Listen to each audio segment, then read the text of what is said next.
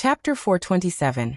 Yunshu's Toy B0 CM. The little kids felt that they should properly teach him what it meant to be truly poor. They had only seen poor people pretending to be rich, but they had never seen anyone living in a green brick house, and using servants say that they had to work hard to earn 10 copper coins. However, as soon as they walked into the courtyard, they could not help but be stunned by the scenery inside. There were many lanterns hanging under the corridor. There were swings in the front yard, trellises, date trees, and pomegranate trees. There were beautiful birds folded with colored paper in the corridor, frogs, butterflies, and all kinds of small animals. Wow, so beautiful. Are these flowers? They're folded with paper. They look like flowers. Smells good. I know where the kitchen is. Yunshu was also a little dumbfounded. When he went out in the morning, they were not there. Now he realized that the entire house had been decorated. His birthday wish was to eat a bowl of longevity noodles and a boiled egg, but Big Sister had gone through so much trouble to give him such a big surprise. Yunshu wanted to cry, and then he really did. He kept wiping his eyes with his small hands. Yuanji, who was watching from the side, was envious. He still remembered that his birthday was a few months ago. At that time, he didn't even have a full meal, and could only drink 2 mouthfuls of cold water. Now that he saw Yunshu crying, he hurried forward to comfort him. You should be happy about your birthday. Everyone is looking at you. Don't cry anymore. Yundong also walked out of the kitchen, and looked at the little guy standing under the porch. Big Sister prepared everything meticulously. Don't you like it? I like it, I like it. He wiped his tears and quickly ran over to hug her waist. Big Sister, I like it so much. I'm so happy. I've never been so happy. Actually, I just want to eat a bowl of longevity noodles. Yundong stroked his head. There's longevity noodles, boiled eggs, and birthday cake. What's a birthday cake? The child looked up in confusion and blinked. Yundong did not answer. Instead, she pushed him. All right, you'll entertain your classmates first. You'll know when dinner starts later. Oh.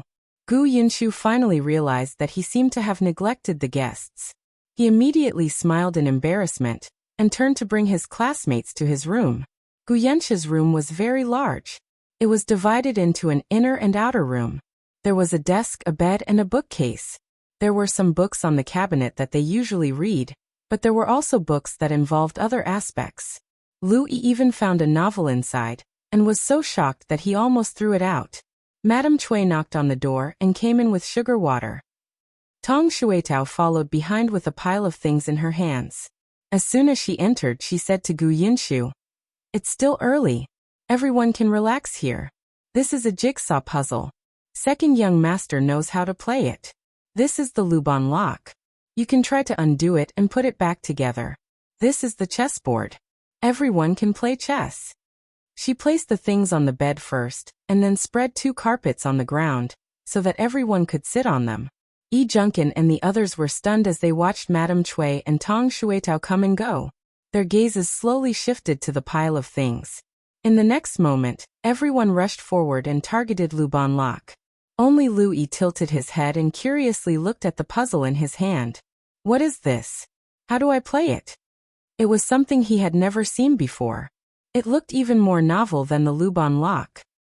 Chapter 428. So much food B0 CM Yunshu walked over, and took out one of the puzzle pieces. He placed it on the bed and took out a piece of paper. He said to Lui, "Look, this is a picture. The person on this picture is me." This picture was drawn by Yundong. It was a small picture of Yunshu with a big head and a small body. He looked exceptionally cute. Yunshu was very proud. He straightened his back and introduced, "You have to put all the pieces of wood together to make me. Isn't that interesting? There are rules and techniques to this. Let me tell you, I'm very familiar with this. If you don't understand, I can teach you."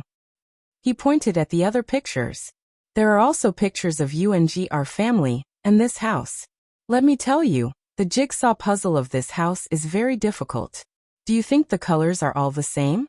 You don't even know where to put the bricks. This is too difficult for you.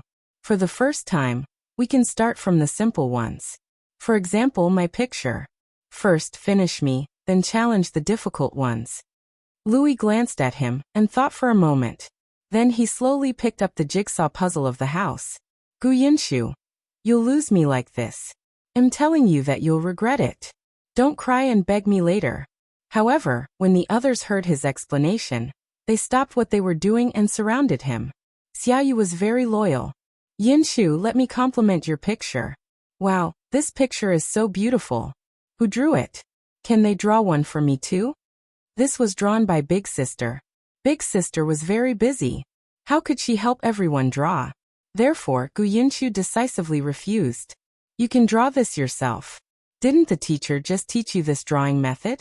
It'll be fine when you're familiar with it. When you're done, I can find someone to help you make a jigsaw puzzle. Xiaoyu was a little disappointed. He felt that even if he was proficient, he wouldn't be able to draw like this. Yunshu was very proud. Who asked him to have a good sister? Just as she was thinking about it, there was another knock on the door. This time, it was Tong Shuetao who came in. The moment the door opened, a fragrance wafted in crazily. The little kid's gazes focused on the tray in Tong Shuetao's hand almost at the same time. She walked over with a smile. In fact, she was also swallowing her saliva. She could only desperately hold her breath to prevent the fragrance from entering her nostrils. Our miss said that there's still some time before dinner. She's afraid that everyone will be hungry, so she wants you to eat something first. She placed the tray on the table. This is fried chicken drumsticks, chicken wings, fries, and chips. You can eat them with this sauce. There are also melon seeds, peanuts, and lollipops here. If you want to eat sweet food, there are loquats, canned peaches, and dried fruit. By the way, each of you can have a portion of this double-skinned milk. Everyone try it first. The children were speechless. Their eyes were about to pop out. They had naturally eaten good food, but they had never seen or heard of so many good things. Especially the two from the prefectural city. They thought that there would be nothing surprising with their knowledge and experience. However, they had never heard of the puzzle before. What was this fried chicken drumstick, chicken wings, and chips? What was the can and lollipop? What was this double-skinned milk? They all looked so delicious. Chapter 429. Happy birthday B0 Zenvel. There was actually not much food. The children ate a little to stop their hunger. Yundong knew that most of the children in the future liked to eat KFC. It was fine to eat it once in a while if it was hygienic. Tong Shuetao put down the things and left. The children gathered around the table and began to sniffle. Smells good. I'm sure it's good. Yunshu, can we eat? Yunshu was also stunned. He had eaten cans and lollipops. Eldest sister had also fried chicken drumsticks for him to eat. But what was this double-skinned milk? However, he was the host. He immediately nodded and said seriously, "Of course you can eat. Everyone, don't stand on ceremony. Just make yourselves at home." The kids thanked him one after another. Then the eldest Zhang handed the food over one by one. They took a mouthful of double-skinned milk. Oh, it was smooth and fragrant. How could there be such a delicious thing? Everyone's eyes lit up. By the time they came back to their senses, they had almost finished it and were instantly embarrassed. Yunshu called everyone over to play and even went out to bring Zhang Jia and Zhang Luin. The two of them were still a little timid in front of the students from the school. They stood in the corner and did not dare to speak. Fortunately, Zhang saw the desire for knowledge in their eyes. He became a little teacher and excitedly taught them how to read. Later on, Nyodan also came over. He was still studying in town and his school hours were late. Yunshu had always had a good relationship with him. They often practiced calligraphy and studied together after returning home. Especially after Chun Liang's eldest son returned, there was an additional family in the house. Occasionally, there would be a commotion. Nyodan was impatient and would go to Yunshu's house to study together most of the time. The Gu family's house was huge, and Yunshu's study was even more spacious. The lighting was also good. In addition, he had a good friend with him, so it was easier for him to learn here. At this moment, Yunshu's room was very lively. Everyone was playing games that they had never played before. They ate snacks that they had never eaten before, and felt as if they had sublimated. They had originally wanted to educate Yunshu about poverty, Now that they had eaten his food, it was not appropriate for them to speak. However, Yunshu was really blessed to have so much delicious food. After more than an hour, Yundong finally let everyone out for dinner. In fact, they were already half full after eating the snacks. However, when they smelled the fragrance coming from the flower hall, they could not help but swallow their saliva. The sky had already darkened slightly, and the lanterns under the corridor had been lit. They were indescribably beautiful. Yunshu walked in front, followed by more than 10 classmates. He actually had the aura of a boss, if he had grown a little taller. As soon as they entered the reception hall, they saw Yundong holding a strange, beautiful, and sweet thing in his hand. There were 6 thin candles on it as she slowly walked to his side. Yunshu, happy birthday. Happy birthday, Ashu. Second brother, happy birthday. 3 voices rang out one after another. Through the hazy candlelight, Yunshu looked at his eldest sister, mother, and younger sister standing in front of him. His heart suddenly swelled. Some kind of emotion surged fiercely, making his eyes sore and swollen. In his mind, he could not help but think of last year's birthday. Because his father had stuffed a sweet into his mouth and second aunt had seen it, he had been scolded by his grandmother for the entire day. Chapter 430. 3 Wishes B0 Zhenval. CM at that time, he thought that he would never celebrate his birthday again. He was not happy at all. It was not good at all. But looking at the smiling faces of the 3 closest people in front of him, Yunshu suddenly choked. Yundong quickly handed the cake in her hand to Shao Qingyuan, and squatted down to rub his head. Everyone is looking at you. You can't cry. Big sister, I am. He thought that he only needed to eat a bowl of longevity noodles.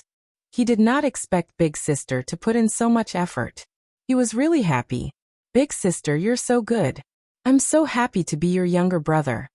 Yundong was also very happy. She still remembered how he looked when she first came. He was skinny and had a big head. He was obviously very tired, but he still wanted to take on the responsibility of the entire family. He wanted to cry, but he smiled at her desperately as if it was not difficult at all as long as his family was by his side. At first, Yundong thought that as long as Madame Yang and the other 2 did not drag her down, she would do her best to protect them and let them grow up safely. When did it start? She had been paying attention to the 3 of them, and always wanted to give them the best. The warmth that surged from the depths of her heart seemed to have changed her a lot. She had really felt the feelings between her family, and she would subconsciously repay them. I'm also very happy that you're my younger brother.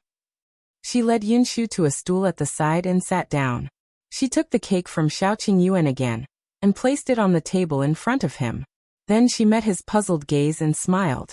This is the birthday cake I told you about. Come, close your eyes and make 3 wishes. Then blow out the candles. Your wishes will come true. Yunshu's eyes lit up. His eyes, which had just been washed with tears, were especially lively. Really? Just make the wishes. He immediately closed his eyes obediently. My first wish is. You don't have to say it out. Fine. He made a new wish. He was very pious in his heart. His first wish was to find his father as soon as possible and have a family reunion. His second wish was for his mother's illness to be cured quickly. His third wish was for his family to be safe and happy forever. After that, he opened his eyes. Yunshu did not know that his first wish would soon come true. Yundong saw that he had opened his eyes, and was about to ask him to blow out the candles when she saw that the little girl beside him was also making a wish with her eyes closed. She immediately smiled and simply waited for her until she opened her eyes in satisfaction. Only then did she ask Yunshu to blow out the candles. The cake was sweet and rare. Yundong saw that there were a lot of people, so she made 2 big pieces. At this moment, each of them cut a small piece and ate it. Not to mention the others, even Shao Qingyuan couldn't help but narrow his eyes. This cake. He had made it before, but it was not easy to make cream. The group was in a good mood. Yunshu ate the longevity noodles that he had been longing for. No one fought with him. After all, they were already full from eating everything else. At night, they even agreed to walk around the village to digest their food and send Nyodan home. They walked around the village before returning to the Gu residence. Yundong arranged rooms for everyone. As everyone was small, it was not a problem for a few people to share a room. Under the warm blanket that emitted the smell of sunlight, everyone still felt like they were dreaming. Gu Yunshu's birthday was too special. The next day, Gu Yundong prepared cans for each of Yunshu's classmates as a return gift. This time, they each gave Yunshu a gift. It was not considered expensive, but it represented their goodwill. Then, she sent them to the carriages and got someone to ride them back to school. When the carriage left and she returned to the Gu family, she saw Shao Qingyuan standing at the entrance of the Shao family's house and talking to the Zhang family's escort. He seemed to have a difficult expression. Chapter 431. Gu Yundong leaves B0 CM Shao Qingyuan also saw her. After nodding slightly, he continued to talk to the escort. Not long after, the escort passed through the door. Shao Qingyuan walked towards her. He had something to say, but he didn't know how to start. He wanted to say something but hesitated. Gu Yundong could not help but laugh. What's wrong? If there's anything difficult, just say it. Shao Qingyuan rubbed his temples and said after a while, the Zhang family's escort agency is sending a batch of goods to Qingyuan Prefecture. They also have to transport something back. It's a long journey and they don't have enough manpower. They want me to help. If it was in the past, Shao Qingyuan had nothing to worry about and would just go. But now he was about to have a family. It would take at least a month or two to deliver goods to Qingyuan Prefecture. He had just confirmed his relationship with her and did not want to be separated. However, the Zhang family's bodyguard agency had interacted with him a lot in the past 6 months, and their relationship was not bad. The manager of Gus, Zhang, was from the Zhang family's bodyguard agency. In addition, when he asked a martial master to come to his house to teach Am Mo and the others martial arts, the other party did not even decline and agreed readily. Therefore, now that the Zhang family's bodyguard agency needed help, he could not just reject them. Gu Yundong did not expect this. Her expression became strange. She pulled her hair that was hanging by her side and looked hesitant. Actually, I also have something to tell you. What is it? Shao Qingyuan was stunned. Gu Yundong lowered her head slightly and said in a low voice, a few days ago, I received a letter from Dr. Song. He said that there may be by Musi in Wanqing Prefecture. I want to make a trip to Wanqing Prefecture after Yunshu's birthday. Actually, as soon as she received the news, she wanted to tell Shao Qingyuan, but she didn't know how to. Shao Qingyuan was stunned. She was going to Wanqing Prefecture? Then I'll reject the Zhang family's escort agency and accompany you there, he said without hesitation. Gu Yundong quickly stopped her. Don't. The Zhang family's bodyguard agency has helped you a lot. It's rare that they need your help. They definitely can't find anyone else. She thought for a moment and asked, when will they set off? In 2 days. Then I'll set off in 2 days too. I happen to pass by Qingyuan Prefecture on my way to Wanqing Prefecture. We can travel together for a while. Shao Qingyuan frowned. Are you going to finish the rest of the journey alone? Gu Yundong nodded. You don't trust me? Of course I do. Shao Qingyuan was a little vexed. Why did things happen so coincidentally? Not only did he have to deliver the goods to Qingyuan Prefecture, but there was also a batch of goods that had to be transported back in time. Otherwise, he could accompany her there. He knew that she had the ability to settle these things alone, but Shao Qingyuan wanted to share the burden with her. He was her future husband. He hoped that he would be the one to experience everything with her in the future. In the end, they could only do as Gu Yundong said after some discussion. There were still 2 days left. Gu Yundong's arrangements were enough. Moreover, with the previous experience, no one would panic anymore. Only at the workshop, there were more people, and the person in charge had also changed to Tongan. This was not a big deal. After a few days of observation, Tongan was getting more and more proficient. In the end, Gu Yundong brought a lot of canned food and dried fruits. Most of them were placed in her space, while the rest were placed in the carriage. This time, under Tong Shuetao's strong request, she brought her along.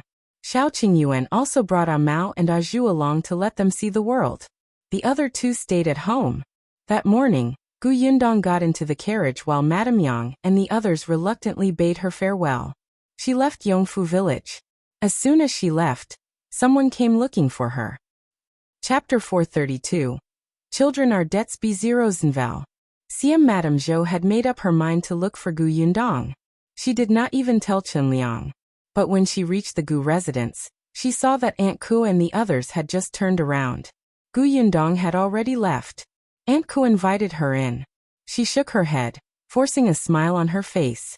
Aunt Ku had also heard a little about what had happened in her family recently. Seeing this, she could not help but raise her eyebrows and ask, "You're looking for Yundong for your first son, right?" Madame Zhou laughed dryly. No. Whether it's true or not, I'm afraid you have to wait for Yundong to come back first." Madame Zhou knew that Tongan was in charge of the workshop now. Tongan was a servant of the Gu family, and had the right to manage it. However, he could not recruit people without Gu Yundong's instructions. She could ask Gu Yundong for help because of Gu Yundong's friendship with the Chun family, but she did not have much of a relationship with Tong, and Madame Zhou did not know what to feel. She felt vexed and relieved. She had no choice but to come over because she was annoyed by her eldest son at home. Seeing that his second son was becoming more and more promising in the Gu family, collecting fruits everywhere outside, and even buying some snacks for the children to eat when he came back, Chen Liang valued him more and more. The eldest son's life was too smooth sailing in the past. After the work in town was gone, he came back and was laughed at by many people. Especially when he was working in the fields, his energy was not even comparable to hers. He could even knock his feet with a hoe. He was not someone born to do this at all. In addition, his wife was not someone who could endure hardship. Every day, she would complain that she was tired even when cooking. When feeding pigs and chickens, she despised the dirt. For this, the second daughter-in-law's face darkened. As for their son, he was also studying in town now. He was 2 years older than Niu Dan and lived in his grandfather's house. He was quite obedient. The atmosphere in the house was getting tenser and tenser. The two brothers even quarreled yesterday.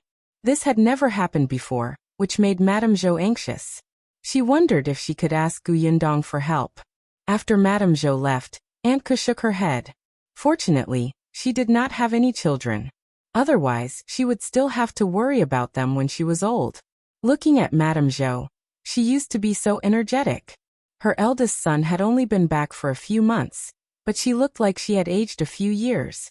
Aunt Ku shook her head and turned to enter. Gu Yundong had already followed Xiao Qingyuan to the Zhang family's bodyguard agency. This was her first time here. The Zhang family's bodyguard agency was indeed not big, and there were not many escorts, but all of them were energetic and seemed to be loyal. Xiao Qingyuan had said 2 days ago that Gu Yundong would travel with them. Hence, no one was surprised to see Gu Yundong. Moreover, because Zhang Gang was the shopkeeper of Gus, Zhang Gang's wife warmly served her tea and brought out the snacks she had made for her to eat. Gu Yundong had met her before. Previously, during the New Year, Zhang Gang had brought her to Yongfu village to celebrate the New Year. She was a straightforward and generous aunt. The people from the escort agency were all preparing outside. The team would set off after 7 o'clock. Gu Yundong chatted with Zhang Gang's wife in the hall for a while before walking leisurely to the courtyard. She watched as everyone carried the things to the carriage. She moved closer to Xiao Qingyuan and asked, "What are you bringing to Qingyuan Prefecture this time?" Xiao Qingyuan's expression was complicated as he looked at the carriage in front of him in silence. After a long time he said, "Wine." Wine. Gu Yundong was about to ask something when she heard a familiar voice outside. Chapter 433. Meeting the Tao family B0 CM Gu Yundong had just turned his head when the other party saw her. He immediately smiled. "Boss Gu, you're here too." "Young Master Tao." Gu Yundong nodded slightly. She looked down on Tao Xing, especially after he lost to Lu Wei. However, Tao Feng knew the ways of the world. When Gus opened for business, he even came to support them and gave them gifts. Later, he also asked the servants at home to buy a lot of white sugar. "I haven't seen Boss Gu for a long time. Gus seems to have a few new canned fruits recently. They taste very good. It's just that they're too in demand. I want to buy some for others, but I can't buy them." Tao Feng shook his head regretfully. Gu Yundong was about to answer when Xiao Qingyuan suddenly said, "Let's go over there to help." Gu Yundong felt that something was wrong with his expression just now. No, it should be said that it had happened before when they met the Tao family. Did he have any grudges with the Tao family? Gu Yundong nodded at Tao Feng and left with Shao Qingyuan. Shao Qingyuan had indeed gone to help load the goods. Gu Yundong stood behind him and watched as he busied himself. After he carried one of the jars of wine into the carriage, she asked, "Is this wine from the Tao family? Is it their wine that needs to be sent to Qingyuan Prefecture?" "Yes, they're said to be newly brewed. There are only 4 jars. There were also some other things. They were transported by the way. The most important merchandise was only 4 jars of wine from the Tao family." Gu Yundong tilted her head and asked him with a smile, "You know the Tao family?" "I don't know them." Shao Qingyuan turned around. When he saw her tilt her head, he actually felt that she was a little cute. The gloom in his heart just now was suddenly swept away. He couldn't help but look around. When he saw that no one was looking in his direction, he took her hand. He gently rubbed it twice before saying, "About the Tao family. I haven't thought of how to say it yet. I'll tell you in the future." Gu Yundong glared at him. This person was always finding opportunities to interact with her. He was getting more and more shameless. Shao Qingyuan couldn't help but laugh. Someone from the courtyard called out to them, "Qingyuan, Miss Gu, let's go." Gu Yundong retracted her hand. Shao Qingyuan was a little annoyed. Why did someone ruin his plans every time? The convoy had already been prepared. There were only 3 carriages. Including Gu Yundong's carriage, there were 4 carriages. It was not a big team. There were only 6 escorts, including Shao Qingyuan. Am Mo and Zhu were there to gain experience. When the convoy set off, Tao Feng was still standing at the entrance of the courtyard. When he saw Escort Wang, who was in charge of the team this time, he said, "Thank you for your trouble. I wish you a safe journey." "Don't worry, young Master Tao. We will definitely deliver the items safely." Escort Wang was ambitious and his gaze was firm. With a wave of his hand, he walked out of the escort agency in a grand manner. The escorts behind also followed with their heads held high. Gu Yundong was speechless. It was as if they were going out to fight. Only Shao Qingyuan continued to walk past Tao Feng without looking aside. He was in Gu Yundong's carriage. Sometimes, he would drive the carriage, and sometimes, Tong Shuetao would drive the carriage. He would directly enter the carriage and touch her small hand. The other people in the convoy were all men, and they could be considered half martial artists. When they went out, they did not pay much attention to the distinction between men and women, especially since the 2 of them were engaged. It was normal for a man to take care of his fiancée. The carriage passed by the Xuanha Prefecture and stayed overnight. Gu Yundong went to look at the wall with eldest Aunt Gu and the others' portraits. Chapter 434. Not Good B0's Nvel. Seeing that there were several notices blocking the portraits, Gu Yundong frowned slightly and reached out to tear them off and paste them to the side. Later on, she even went to Aunt Kes' house and asked the neighbors nearby. Unfortunately, the neighbors said that no one had come to look for Aunt Ku. So Gu Yundong could only leave regretfully. Unexpectedly, as soon as she left, a woman returned home. This person happened to be the person who saw Mrs. Run of the Zhou mansion that day. The next day, when the convoy left the Xuanha Prefecture, the accommodation conditions for the rest of the journey were much worse. Sometimes they had to stay outside. The convoy traveled fast. In fact, they had already tried their best to take care of the 2 girls, Gu Yundong and Tong Shuetao. However, they had to send the goods to their destination as soon as possible before they could be at ease. Shao Qingyuan could not bear it. He had wanted to ask her not to follow the convoy several times, but Gu Yundong had rejected him. In any case, she was already used to it. In the past, not only did she stay outside when she fled, but she could not even sleep. Now that Shao Qingyuan was by her side, she could sleep especially soundly in the carriage at night. There was nothing bitter about it. Tong Shuetao was even more unwilling. She could learn martial arts from these escorts. How could she give up such a rare opportunity? However, with Gu Yundong around, the escorts had a sumptuous meal. In the past, when they went out, they were all rough men. Not only was the food they ate hard, but it also tasted especially bad. Even if someone cooked, it was still torture. It was either too salty or too tasteless. It was better to eat dry food. With Gu Yundong and Tong Xuetao around, their culinary skills were very good. Since they had to eat anyway, it was fine to make more. They had brought rice, noodles, vegetable oil. The escort sect would also take the initiative to give them some money for the food. In any case, the Tao family had given them a lot of money for this trip. Escort Wang especially liked Gu Yundong's cooking. When the carriage was parked in the wilderness, he would often run to her side and squat down to take a look. It's a pity that we will reach Qingyuan Prefecture in 2 days. We can't enjoy Miss Gus cooking anymore. You've been watching for so long, but you still haven't learned it. Gu Yundong stirred the vegetable porridge twice and asked Tong Xuetao to go to the carriage to take out the pickled vegetables she had made. Escort Wang shook his head. This really requires talent. My hand is no different from my foot. It's really no good. As he spoke, he slapped his palm hard. Gu Yundong was speechless. It was Shao Qingyuan who pushed him to the side. Go and look after the goods. Don't be lazy. Hey kid, I'm at least 12 years older than you. Can you show me some respect? Escort Wang snorted unhappily. The other escorts at the side roared with laughter. Brother Wang, you said it yourself. We'll be arriving at Qingyuan Prefecture in 2 days. Qingyuan is going to be separated from Miss Gu. Yet you still disturbed the couple. You're too thick-skinned.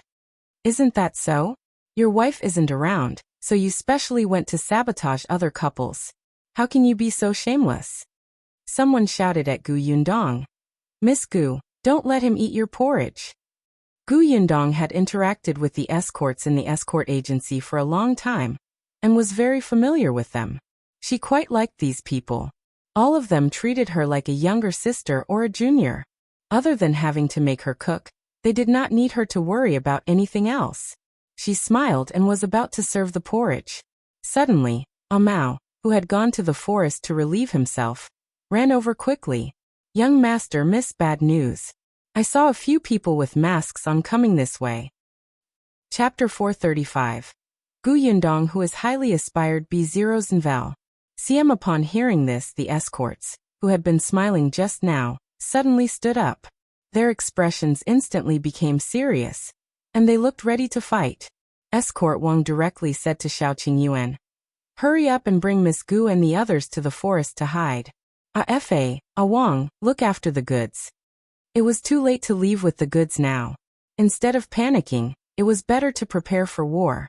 Then he turned around and asked Am Mo, did you see how many people there were? About a dozen. Am Mo's face was still a little pale. He knew that trouble was coming. Although he had learned a little martial arts, he was still not a match for his enemies in a real life and death battle. Escort Wang frowned. Why would someone rob us? This road has been very safe since the disaster.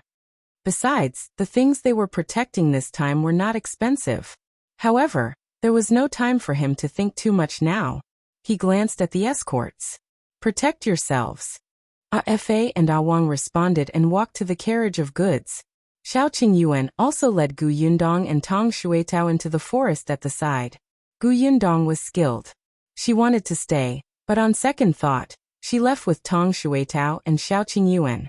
After Shao Qingyuan brought them over and hid them, he asked Am Mo and Zhu to stay behind and protect them. Then he quickly walked out.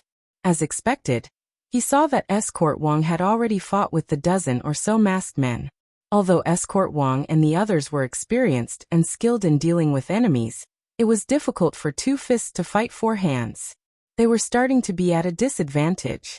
Afa and Wang, who were beside the truck, were surrounded by 5 or 6 people. Afa's arm had already been cut. Shao Qingyuan narrowed his eyes and immediately ran to the side of the carriage to kick away the person who was about to slash Wang. As soon as he joined, the situation eased a little. Escort Wang slowly heaved a sigh of relief, and Afa and Wang finally smiled. Gu Yundong and the others hid behind a large rock. Although Am Mo and the others were nervous, they were unwilling to just hide behind and watch helplessly. After a while he finally couldn't help but say, Miss, let Xuetao protect you. Zhu and I will help. You'll be courting death if you go, Gu Yundong said coldly. Can't you see that they kill others without batting an eyelid? Escort Wang is already injured. You haven't even touched your sabers. How can you fight them to the death? Am Mo scratched his head and thought for a while. We can smash them with rocks. Zhu also nodded. There are many thick sticks here. If we sneak attack from behind, we can at least knock out a few. Tong Xuetao scolded them. Come on, you're not going to help. You're going to add trouble. You might even need the future master to protect you. Just as she finished speaking, she exclaimed softly, Miss, they're too despicable. The three of them surrounded the future master and attacked him together. They almost hit him. Am Mo became even more anxious. Miss, quickly think of a way. That's right. We can't just watch helplessly. Zhu suddenly hated himself for learning martial arts too slowly recently. Miss, you've always been smart. There must be a way. As the three of them spoke, they turned around and placed all their hopes on Gu Yundong. However, the next moment, the three of them were stunned. Wait, when did the crossbow in Miss' hand appear? Why didn't they see it? Chapter 436. Put into the space B0's and Val. CM Gu Yundong had already aimed the crossbow at the person who was planning to sneak an attack on Shao Qingyuan's back. With a swoosh, the crossbow bolt seemed to have eyes and suddenly pierced into that person's back. Am Mo and Zhu had seen her shoot people with a crossbow last time, but this was the first time Tong Xuetao had seen it. Her eyes lit up with excitement. Miss is amazing. Gu Yundong frowned. The angle was not good. She could not kill the target in one strike. Escort Wang and the robbers, who were fighting crazily, were stunned when they saw someone fall to the ground after being shot. They still have people in the dark. Let's end this quickly. As soon as the leader of the robbers shouted, those people approached the carriage with all their might. Gu Yundong shot out her second arrow, aiming at the leader of the robbers. Unfortunately, that person reacted quickly and blocked it with his knife. He only staggered slightly. Moreover, 3 people were already running in the direction of the crossbow. Gu Yundong hurriedly said to Tong Xuetao and the other 2, go over there. Miss, I can help. Gu Yundong turned around and met their determined expressions. She paused and agreed. All right, I'll leave these people to you. She thought that since she wanted them to come out and train, she couldn't keep letting them hide behind her. If they just watched and never fought, they would never be trained. However, there were 3 enemies. Gu Yundong shot an arrow and killed one of them. Then, she bent down as if she was untying the bag on her leg. In fact, she took out 2 daggers from her space and handed them to her fellows. Be careful. If you really can't win, run. Then she ran to the other side of the forest and shot 2 more arrows. She could tell that this group of people's target was the 4 jars of wine from the Tao family in the carriage. Therefore, there were still many people surrounding A Wang and A Fa. Suddenly, A Wang's leg was slashed and kicked. He was sent flying and fainted. However, the robber did not give up and slashed at his neck with a knife. Gu Yundong's expression changed slightly. She quickly aimed at him and shot an arrow. As a result, she didn't pay enough attention to A Fa, who had also been stabbed. Gu Yundong was a little vexed. Although crossbow bolts were convenient, and she had enough arrowheads, they were only suitable for long-range sneak attacks. It was troublesome and time-consuming to reload. Gu Yundong did not have much time. Seeing that 2 people were about to attack A Fa, Gu Yundong could not care less and ran out of the forest. Shao Qingyuan was the first to see her. He frowned slightly and walked towards her as he fought. Gu Yundong held a long-handled watermelon knife that was specially used to cut zombies in her previous life. She aimed it at the back of the person who wanted to kill A Fa. Then, she jumped up onto the carriage. The reins of the carriage had already been cut off. This was to prevent the robbers from taking the carriage away. Gu Yundong blocked the knife as she reached into the carriage. He touched the goods inside and put them away slightly. The 4 jars of wine were all put into her space. Then, she jumped down from the carriage as if nothing had happened and slashed at a robber in front of her. She deliberately let the other robber into the carriage. A Fa and Escort Wang saw it, and their expressions changed drastically. They rushed over to guard it. Unexpectedly, when the robber lifted the curtain, he only saw an empty carriage. However, his back was slashed by Shao Qingyuan, who had rushed behind him. Chapter 437. How could there be no goods? B0 Znval. Siam the robber endured the pain and rolled down from the carriage. Then he shouted at the robber leader, "Boss, we've been tricked. There's nothing in the carriage." The boss was stunned. "What did you say?" "The carriage is empty. We've been tricked." The boss' expression changed drastically. He looked at the situation in front of him. Only one of the escorts had fallen, but his side had suffered heavy losses. If they continued fighting, they would not be able to gain anything, especially when there were no goods. Therefore, he suddenly forced Escort Wang back with a slash and said to the others, "Retreat first." The robbers were already a little tired from fighting. Seeing this, they all turned to run. The escorts did not chase after him. Escort Wang hurriedly went to look at Awang, who was lying on the ground. Seeing that he was still breathing, Escort Wang heaved a sigh of relief. When other escorts had come to take care of him, he came to look at the carriage without a word. The robber just said that there was no stock in the carriage? How could there be no stock? Could it be that someone had already taken it away? The main mission of an escort was to protect the goods. He could lose his life, but he could not lose the goods. Seeing that he was about to get into the carriage, Yundong immediately went up. When no one was paying attention, she put all 4 jars of wine back. Therefore, when Escort Wang lifted the curtain of the carriage, he saw that there was no problem with the goods they wanted to protect this time. The goods stayed inside quietly like sleeping children. He was dumbfounded.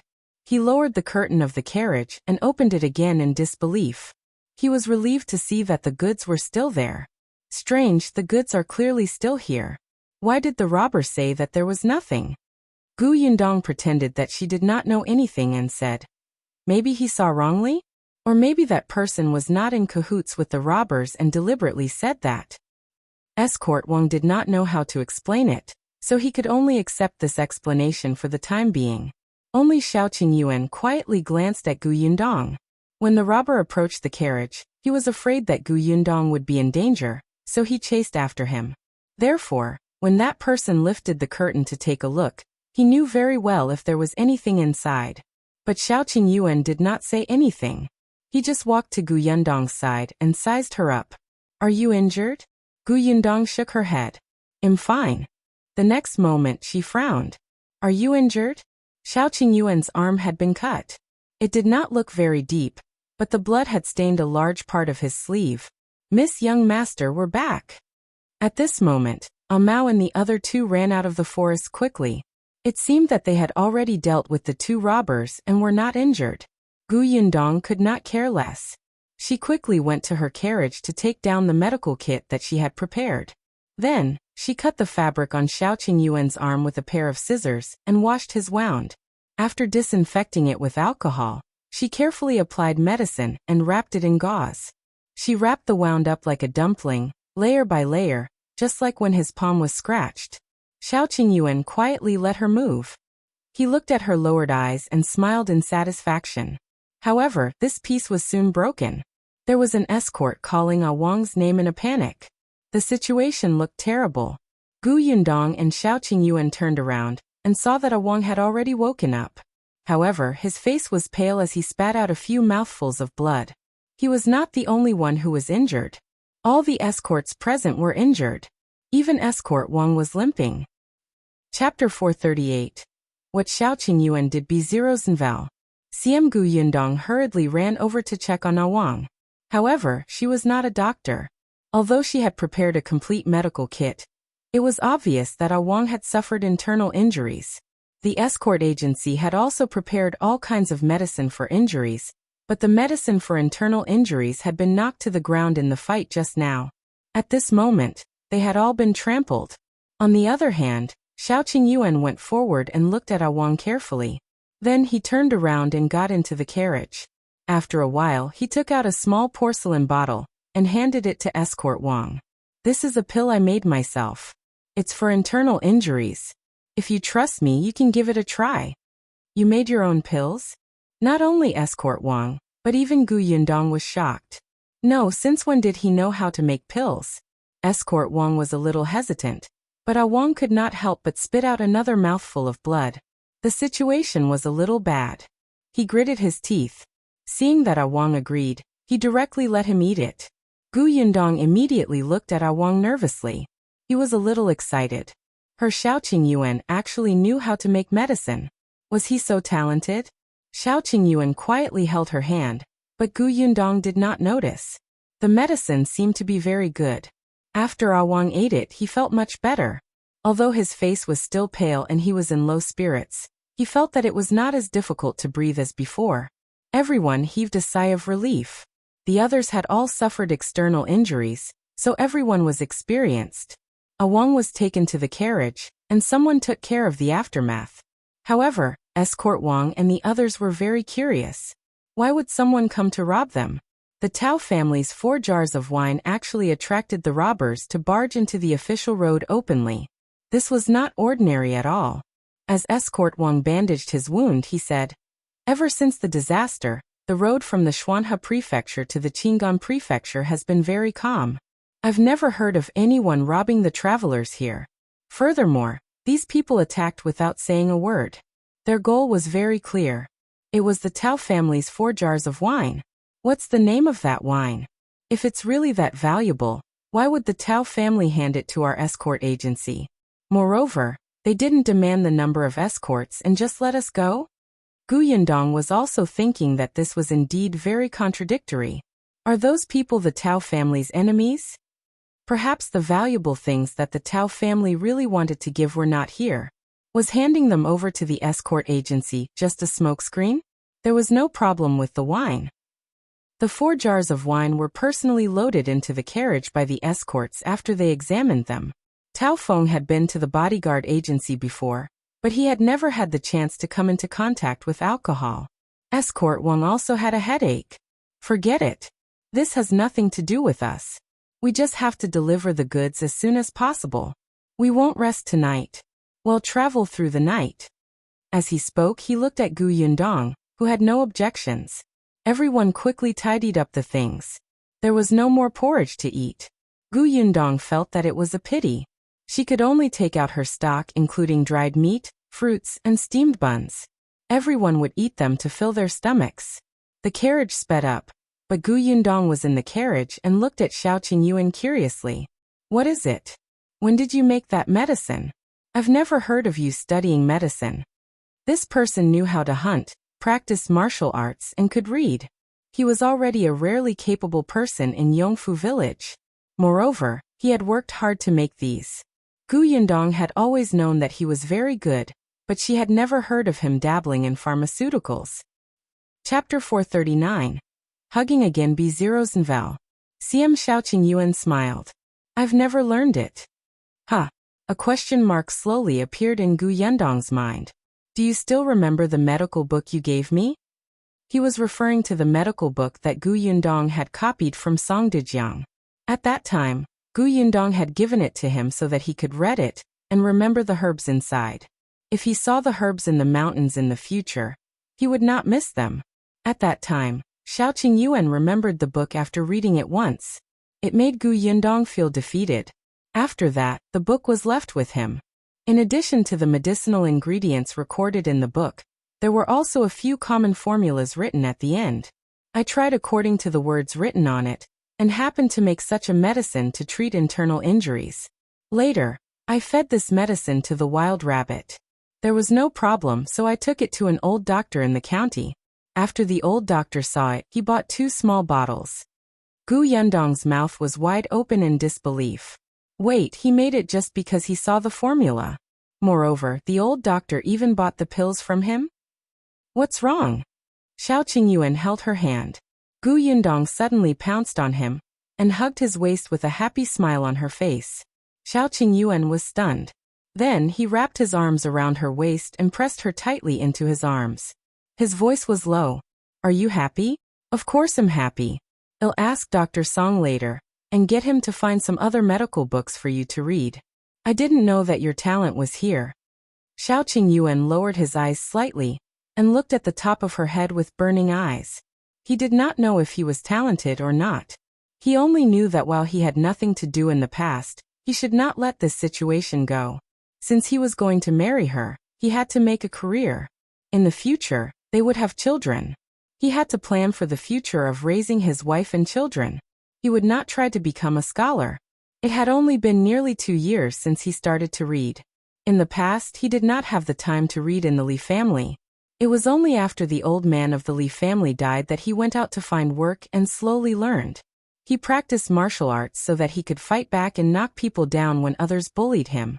At first, he had stayed in the mountains for too long and fought with many animals to train himself. Later, he trained with the escorts of the escort agency and had encountered people in the martial arts world who taught him a few moves. In the past, someone had advised him to join the army, but he did not have the intention to make contributions. Now he would not go either. It was easy to join the army, but it would take years.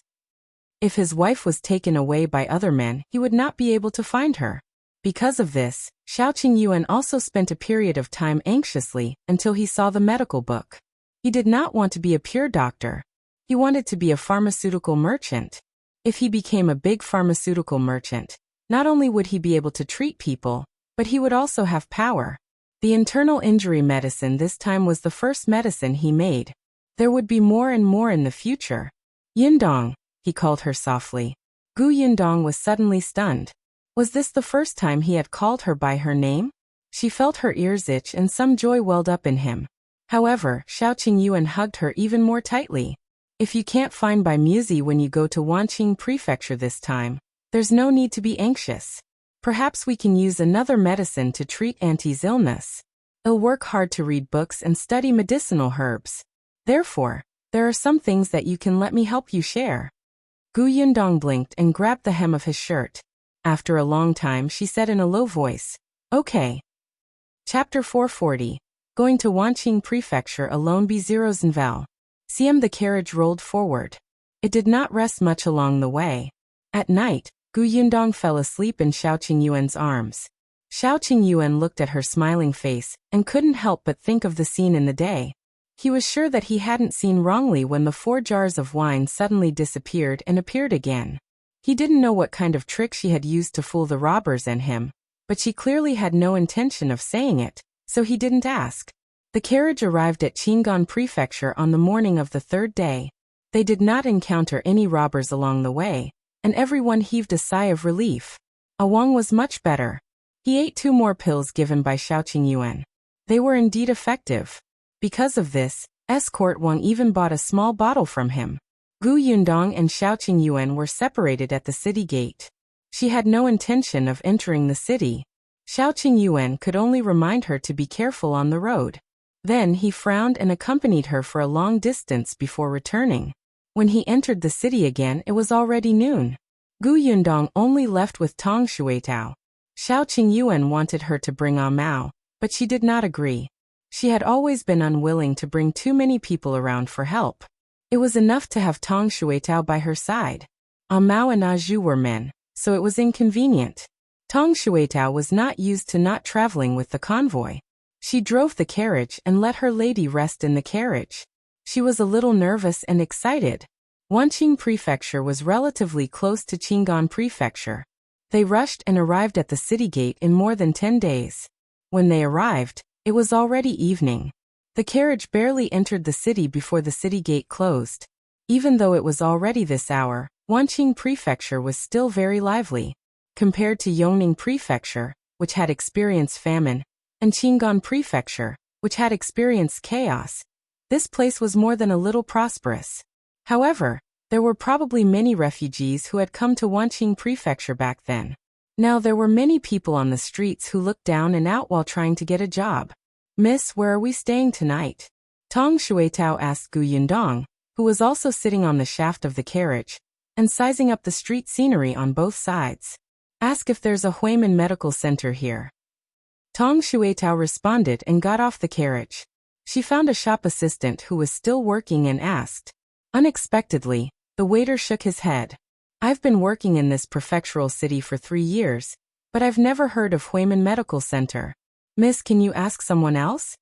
Tong Shuitao found 2 more passers-by, who also shook their heads. She could only run back in disappointment. "Miss, they said that this clinic doesn't exist in the prefectural city." Yundong frowned. Be it the Xuanhe Prefecture, the Qingyuan Prefecture, or even the Yongning Prefecture that had been rebuilt after the disaster. The Huimin Medical Center had established a branch there. Moreover, they were quite famous, but the Huimin Medical Center did not establish a branch here. When she was in Qingyuan Prefecture, she had a good relationship with shopkeeper Chao of Huimin Medical Center. Especially with Song Dajiang in the middle, shopkeeper Chao even gave her a letter when she left. He said that Huimin Medical Center was branched all over Dajiang. If she needed any help in the future, she could ask the medical center for help. With this letter, Huimin Medical Center could make things easier for her. However, she did not expect Wanqing Prefecture to not have it. Then let's go. Let's find an inn to stay in first. Tomorrow, we'll ask around about the Xie family. Of course, my lady. The carriage finally stopped at the entrance of a hotel called Yulin. Yundong had booked 2 rooms. She still wanted her privacy. When the waiter brought them upstairs, she still did not give up and asked, "Is there a Huimin Medical Center in Wanqing Prefecture?" Chapter 441. Someone is following us. The waiter was stunned for a moment. He thought for a moment and said, "I don't think so. However, the prefectural city is so big. The Huimin Medical Center that you mentioned might be hidden in an alley. I'm not very knowledgeable. Should I help you ask around later?" "Thank you." Yundong smiled at him. Before she left, she had specially given him a tip. The waiter's face lit up. As expected, he became even more attentive. Tong Shuetao looked at his back and said, "This waiter is really meticulous. That's why you can only be envious when others get rewards." Yundong teased her and entered the house without looking back. Tong Shuetao immediately became a little dejected and carried the things in her hand into the room. Yulin was not far from the city gate. Yundong was only resting for the night. She would definitely keep looking tomorrow. The waiter was really responsible. Later, after she finished eating, he even came over and told her about what he had found out. "I've asked the shopkeeper and the night watchman. There's indeed no Huimin Medical Center." Yundong thanked him and did not dwell on this matter.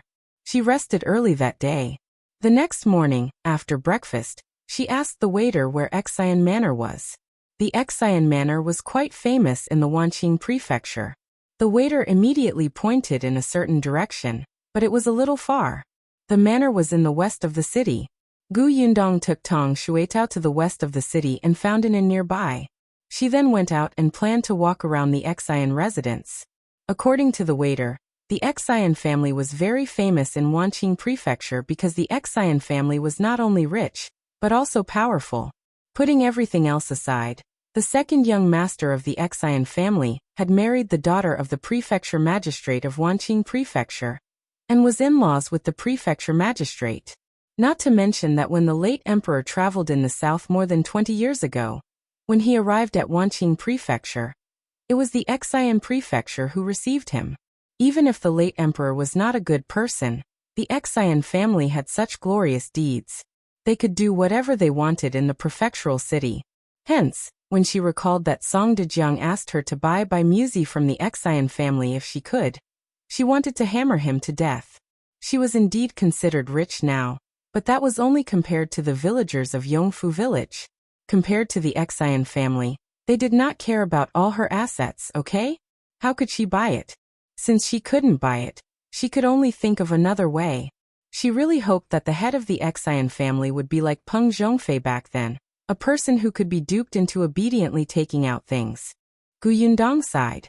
However, after circling around the entrance of the Xie manor, she decided to return to the inn first. It was better to think about it at length. Tong Shuetao had no idea what her mistress was thinking. Wherever her mistress went, she would follow. When the two of them returned from the Xie manor, and were about to reach the inn, Tong Shuetao suddenly frowned. Yundong narrowed her eyes and stopped in her tracks. Tong Shuetao quickly walked to her side and whispered into her ear, "Miss, someone is following us. Does the Xie family know that we're plotting against them?" The corners of Yundong's mouth twitched. "Aren't you thinking too highly of the Xie family?" She shook her head. "No. This person's tracking methods are clumsy. He was discovered immediately. So what do we do?" "Go down that alley." Yundong gestured and glanced to the left. Tong Shuetao nodded, and the two of them continued forward as if nothing had happened. When they reached the alley and entered, they turned around and waited for the other party to arrive. As expected, there were no surprises at all. The people behind followed closely into the alley. Chapter 442. What did you say? My father unexpectedly, when he looked up, the man saw Gu Yundong and Tong Shuetao's sneering expressions and Tong Shuetao's provocative look. But in the next moment, Gu Yundong's expression disappeared. Tong Shuetao was also stunned. This was because the other party was an old man with patches all over his clothes. He looked down and out. In fact, Gu Yundong felt that this person looked familiar, but she could not remember. The old man was also stunned. He hesitated for a while before asking in a hoarse voice, "Are you, Miss Gu?" He did not dare to recognize her. After all, she looked well-dressed and rich. She did not look like someone he knew at all. My surname is Gu and you are? Gu Yundong thought for a moment, and someone suddenly flashed across her mind. She widened her eyes and asked, "Are you Grandpa Yu?" Joy flashed across the other party's face. "You're really Yundong?" "Yes, it's me." Gu Yundong really did not expect that the old man she had met outside the Qingyuan Prefecture would bump into her again. She took a few steps forward and walked to Grandpa Ye's side. "I didn't expect to see you again. How have you been recently?" Great, I'm fine." Just as he finished speaking, there was a gurgling sound in his stomach. Grandpa Yu immediately felt embarrassed. "I had some porridge in the morning. I went out for a walk and it was gone. There's a wonton shop over there. Let's go eat a bowl of wontons." No need. I'll just go home and eat." Gu Yundong had already helped him over. "It's been more than half a year since we last met. I'll catch up with you. I also want to try the wontons here." Grandpa Yu did not say anything else. He knew that she had always been kind. Before she left last time, she gave them a basket of food, which allowed the family to make it to Wanqing Prefecture. At the wonton stall, Gu Yundong ordered 3 bowls of wontons. Grandpa Yu was indeed hungry. When he saw the white and fat wonton floating in the bowl, he couldn't help but wipe his face and lower his head to eat. Gu Yundong waited for him to finish eating before asking, "Grandpa Yu, how did you recognize me? Wasn't her image too different from before? Why was Grandpa Ye's eyes so sharp?" Grandpa Yu wiped his mouth and couldn't help but laugh. "I've been squatting over there looking for a job. When I heard the two of you talking, I felt that it sounded very familiar, so I couldn't help but follow behind. Actually, I didn't expect it to really be you. I was just asking when you discovered me. I didn't expect." As he spoke, he could not help but sigh. Then he looked up and asked, "By the way, where are you staying now?" "I'm at the Xuanhe Prefecture." Grandpa Yu was stunned. "Xuanhe Prefecture? You went to the Xuanhe Prefecture back then?" "Yes."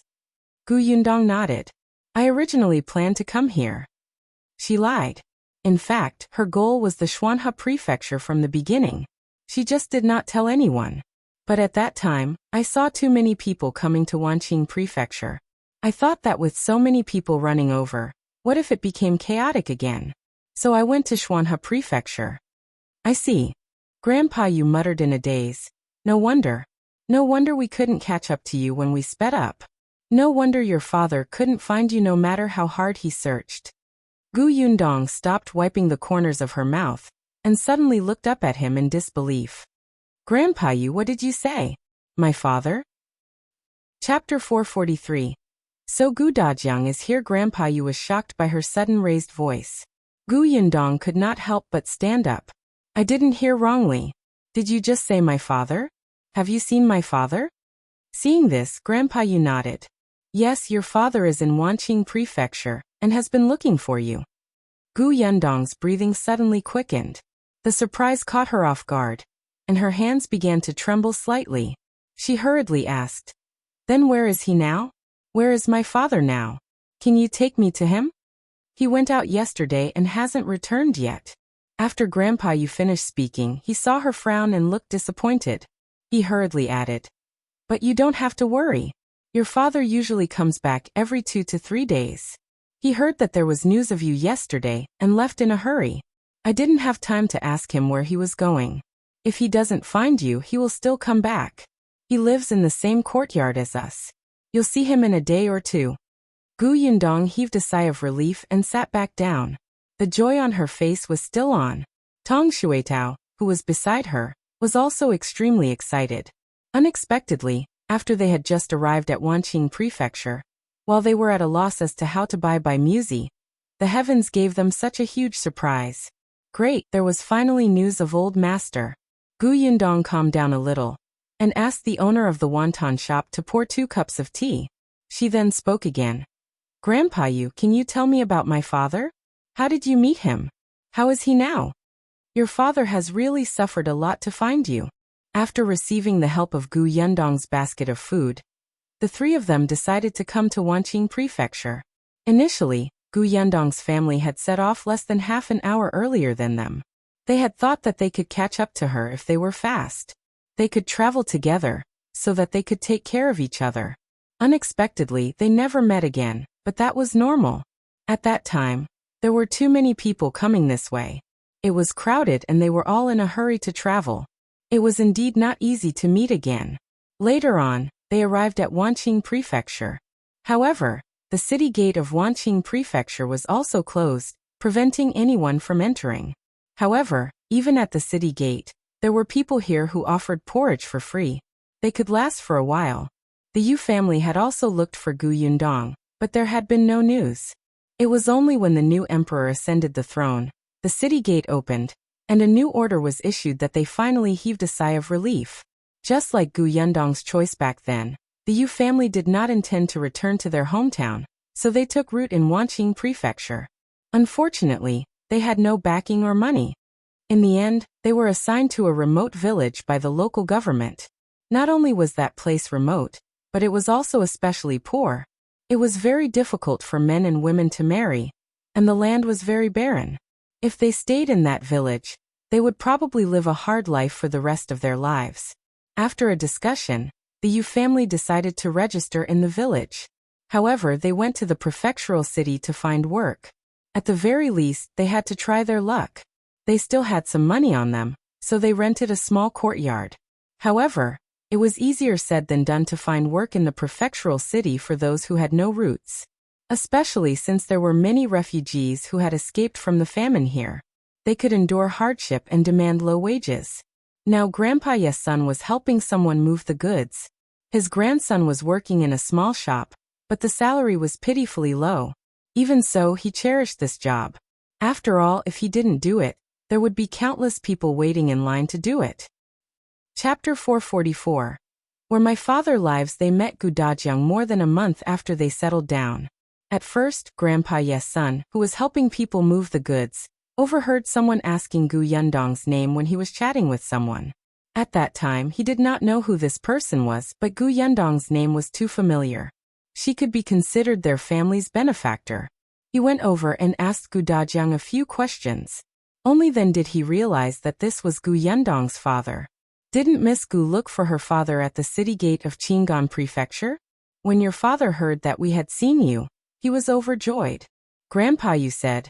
Unfortunately, at that time, we all thought that you had come to Wanqing Prefecture, so your father has been staying here to search for you. He does everything. He followed my son to carry goods, wash horses and pour night urine. He goes wherever there's work. The money he earned is all used to find you. He asked the peddlers on the streets to help him. He went to the government office and gave money to the constables, and asked the passing escorts to look for you. The copper coins on him are only enough for him to eat. Originally, he planned to sleep under the bridge in a dilapidated temple.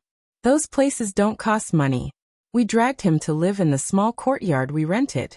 Back then, you left us a basket of sweet potatoes and saved the lives of our family of 3. When we saw your father, could we not give him a place to live? Gu Yundong was stunned. How was that possible? How could Gu Dajiang be in such dire straits? He can read and is very smart. My father used to be an accountant. How could he? Even if he was a refugee, even if it was not easy to find work in the prefecture capital, very few people could read in this day and age. It wasn't difficult for Gu Dajiang to find a decent job with his ability. Grandpa Yu sighed. But the shops and restaurants that need literate people won't allow him to run out of the prefectural city to look for people every other day. As long as Gu Dajiang heard any news about his family, he would rush over eagerly. Unfortunately, none of it was true. Gu Yundong clenched her fists and suddenly found it difficult to breathe. That's right. She had taken it for granted. She had always thought that she didn't have to worry about Gu Dajiang. As long as he avoided the calamity and didn't return to the old Gu family, he would be able to live well without old Gu and Patriarch Gu suppressing him. However, she ignored the fact that in Gu Dajiang's heart, nothing could compare to his wife and children. There was nothing more urgent than finding them. Seeing that she didn't say anything, Grandpa Yu thought of her clothes and the maidservant beside her, and realized that her life should be good. Now that she heard that her biological father had been suffering to find them, she definitely didn't feel good. Fortunately, the hardships are over. Wait patiently for another 2 days. Dajiang will be back soon, and you and your father will meet. From now on, your family will reunite and live a good life. Gu Yundong took a deep breath and suppressed the bitterness in her heart. When she looked up again, there was already a smile on her lips. Yes, you're right. We'll be reunited soon. Sir, can I see where my father lives? Of course. Grandpa Yu was very happy. Come to my place. Perhaps your father will be back by the time we get home. Gu Yundong was also looking forward to it. She gave the money to the owner of the wonton shop and helped Grandpa Yu up. Grandpa Yu waved his hand. There's no need to help me. I'm still energetic. Chapter 445. Yu family. Grandpa Yu was overjoyed and strode forward to lead the way. However, this journey seemed to be a little far. By the time they arrived at his place, they had been walking for nearly 2 hours. Grandpa Yu looked a little embarrassed. He was used to walking, so he did not realize that there were 2 delicate young ladies following behind him. He had completely forgotten that Gu Yundong had also fled all the way here. Her stamina was not inferior to his. The Yu family's courtyard was actually very remote. It could be considered a slum in the prefectural city. The surroundings were filled with indecent people, and the road was filled with potholes. One could feel all kinds of smells when they walked into the alley. The people here were dressed in shabby clothes. When they saw Gu Yundong, who looked like a young lady from a wealthy family, everyone glanced at them. However, when they saw that it was the Yu family, some people with ill intentions could only sigh regretfully. After all, the 4 strong men of the Yu family had all fled here. They were used to seeing dead people, and were not to be trifled with. Gu Yundong and Tong Shuitao pretended not to see those gazes, and entered the Yu family's courtyard without looking sideways. It was really a small courtyard. It was even smaller than Aunt Kess' house where she lived back then. There was only 1 room. Then there was the small kitchen, the outhouse, and a small courtyard. Just because it was small, the rent was cheap. Fortunately, there were only 4 men. It was fine to squeeze in the same room. In the past, the conditions were even worse when they escaped. Now it was just a matter of adding 2 bed planks to the room. Grandpa Yu let them sit and poured water for them with 2 thick clay bowls. Then he asked, Yundong, since you've settled down in the Xuanhe Prefecture, why did you come to Wanqing Prefecture this time? Gu Yundong took a sip of water. Although he did not add anything, it was still very refreshing and sweet. Grandpa Yu, you know about my mother's condition. We found a doctor to treat her. The doctor said that he was lacking an herb. Someone said that Wanqing Prefecture's Xian family had this herb, so I came over to see if they could part with it. When Grandpa Yu heard about the Xian family, he frowned. The Xian family is rich and powerful. They're not to be trifled with. They don't lack money. It's difficult to get them to give you medicine. It was difficult, but she had to try no matter how difficult it was. Grandpa Yu, do you know who has the highest status in the Xian family? Grandpa Yu thought for a moment. It should be that 2nd young master. I heard that 2nd young master married the daughter of the prefecture magistrate. That eldest young master is not in good health.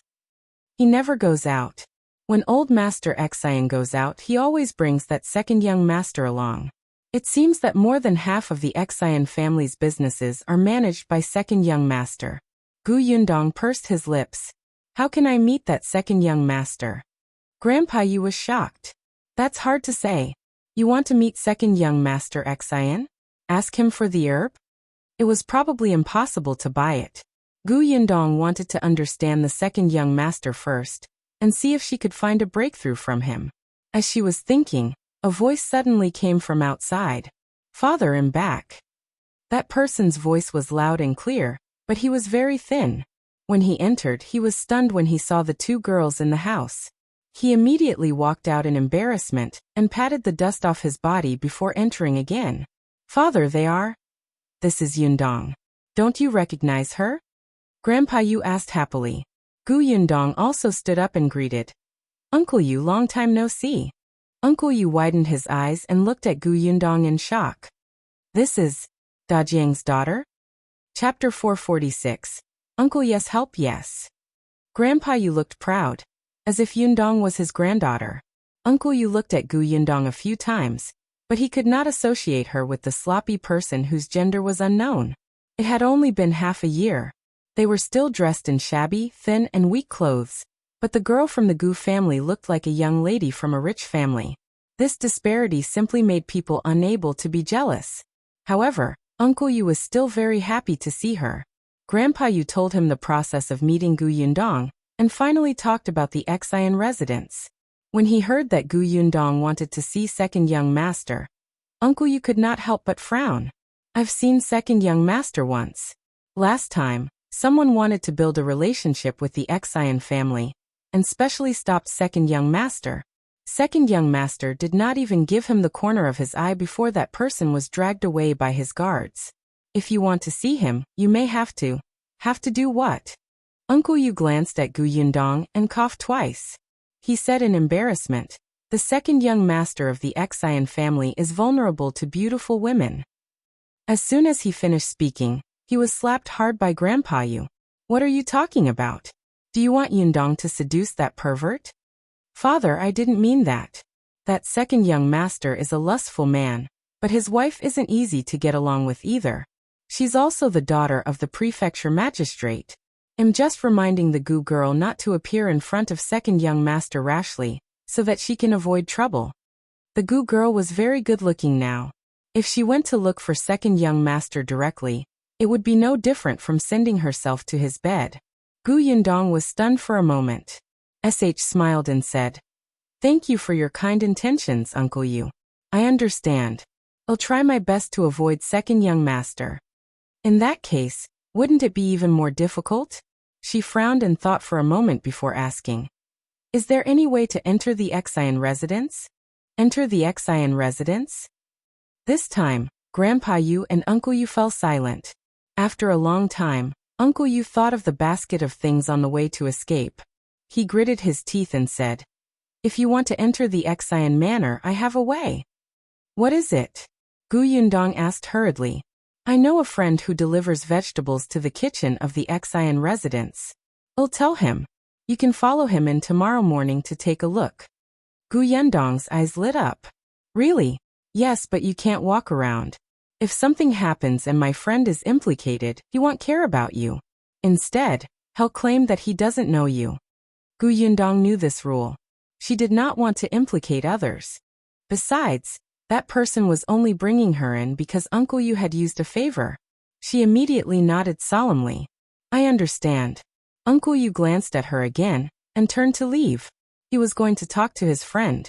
Gu Yundong and her maidservant had been staying at the Yu residence.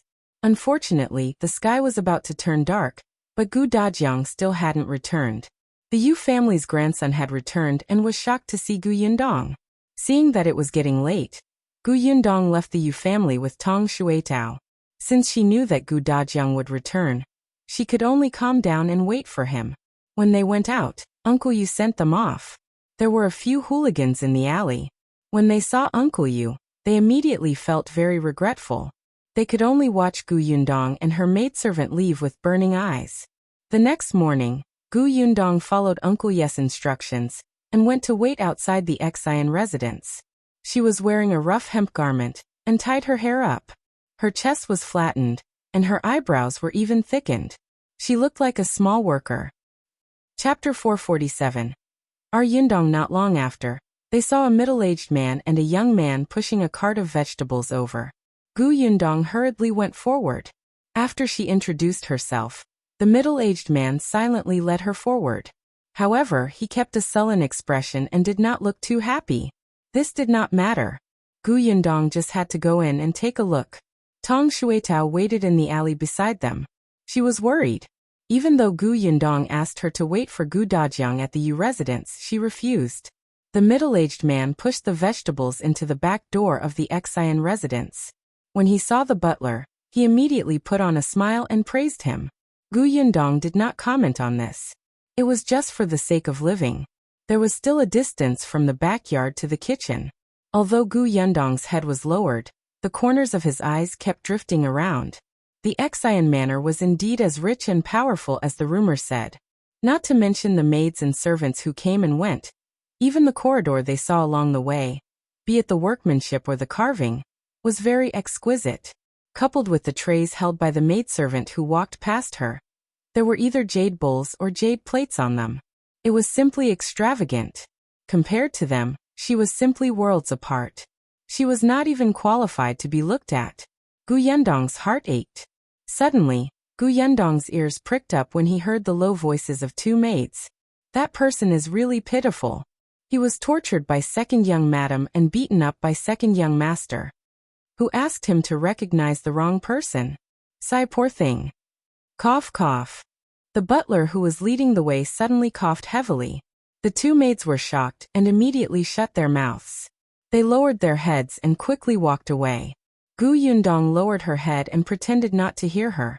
Not long after, the few of them walked into the kitchen. The butler was very arrogant. He ordered Gu Yundong to move baskets of vegetables down. Put it here. Hey, be gentle. You're so clumsy. You can't even do a good job. Why are these vegetables so disheveled? They're all over the place. The chef will nag again later. Place these vegetables in order. Why are you casually placing this basket here? There are people coming and going. What if they trip? If they're holding something master wants in their hands and trip themselves over, you won't be able to compensate. Gu Yundong was speechless. She endured it. However, no matter how much she wanted to endure it, she did not even have the chance to leave the kitchen. It was really annoying. However, the worker who came with the middle-aged man thought that she was here to snatch work from him. He had disliked her since they first met and now, he was even going against her. Gu Yundong felt that it was a mistake to follow the delivery man. After unloading the last basket of vegetables, she asked the butler where the toilet was. Unexpectedly, the butler glanced at her from the corner of his eyes. What toilet? You want to use the toilet in the Xian residence? Aren't you done with your work? Bear with it until you get back. Gu Yundong was speechless. She almost wanted to curse aloud. Just as she was wondering if she should find another excuse, she suddenly saw a middle-aged woman walk in valiantly. Gu Yundong took a glance and saw that although this woman was very imposing, the clothes she was wearing did not match her at all. It was as if a country woman was wearing the clothes of a noblewoman. The woman glanced around the kitchen and said, "Where's our Yundong's bird's nest? Is it ready?" Chapter 448. Gu Dajiang's voice. Gu Yundong widened her eyes and looked at the woman in shock. She almost responded when someone called her name. Fortunately, she immediately realized that the woman was not referring to her. The old woman in the kitchen quickly brought over a pot of bird's nest and smiled brightly. "It's here. It was stewed early in the morning. Hurry up and send it to concubine Gu." Gu Yundong was speechless. She almost spat out a mouthful of blood. Her surname was Gu, and her name was also Yundong? Not only did they have the same given name, but they also had the same surname. The woman snorted coldly. "Our Yundong is the person second young master loves the most now. All of you are snobs. You don't take her seriously at all. I just asked you to stew the bird's nest. You've been delaying for so long, and you want me to come over personally to get it. If there's a next time, I'll sell all of you." With that, she carried the bird's nest and walked away arrogantly. As soon as she disappeared, the few old women in the kitchen spat at her back. "You really think too highly of yourself. Your daughter is just a concubine, and you still think she's a proper master? How shameless. Just wait. Second young mistress is not free yet. When she's free, who knows how long concubine Gu will be able to hold the position." Seeing how brazen they were and how they dared to complain in front of the delivery man, it was obvious that they did not take concubine Gu and her mother seriously. The corners of Gu Yundong's mouth twitched. Hearing concubine Gu made her feel uncomfortable all over. The steward had just finished speaking to the middle-aged man and let them leave. It was too late for Gu Yundong to find an opportunity to leave. She could only frown and leave the kitchen in defeat.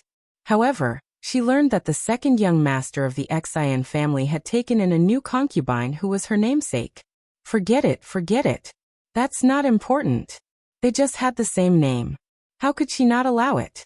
Second young master seemed to dote on this concubine quite a lot now. Perhaps she could start from her. Gu Yundong thought as she followed the middle-aged man out of the back door of the Xian residence. As soon as he came out, the middle-aged man said to Gu Yundong, "All right, I've done what brother you asked of me. I've returned the favor I owed him. That's all. You don't have to follow me anymore." Gu Yundong nodded. "Thank you. No need." The middle-aged man asked the worker beside him to push the empty cart away. When the worker saw that Gu Yundong was not fighting with him for the job, he immediately became happy. Before he left, he even gave her a smile. Gu Yundong sighed and walked towards the alley. Tong Xuetao was still there. Unexpectedly, after taking a few steps, she suddenly saw a group of people gathered there, pointing and talking about something. Gu Yundong frowned. Tong Xuetao had already seen her and hurried over. "Miss, you're out? How are you? Are you all right?" She looked Gu Yundong up and down nervously. Tong Xuetao was also wearing men's clothes. After all, she had wanted to follow them in at the beginning. Unfortunately, her plan had failed before she could say it. Gu Yundong shook her head and pointed at the crowd. "What happened there?" "I think someone was thrown out by the servants of the Xian family just now. It's said that he was beaten. It's quite serious." Gu Yundong suddenly recalled what the two maids had said. He must have been beaten up by the second young master of the Xian family, right? She had no intention of meddling in other people's business. She brought Tong Xuetao and walked straight through the crowd. However, just as she passed by that person, a faint voice suddenly sounded in her ear. "Yundong." Chapter 449. Finally meeting Gu Dajiang. Gu Yundong's ears were sharp. When she heard these two words, her body stiffened. She suddenly turned her head to look at the person lying on the ground. With someone blocking her way, she immediately pulled that person away roughly.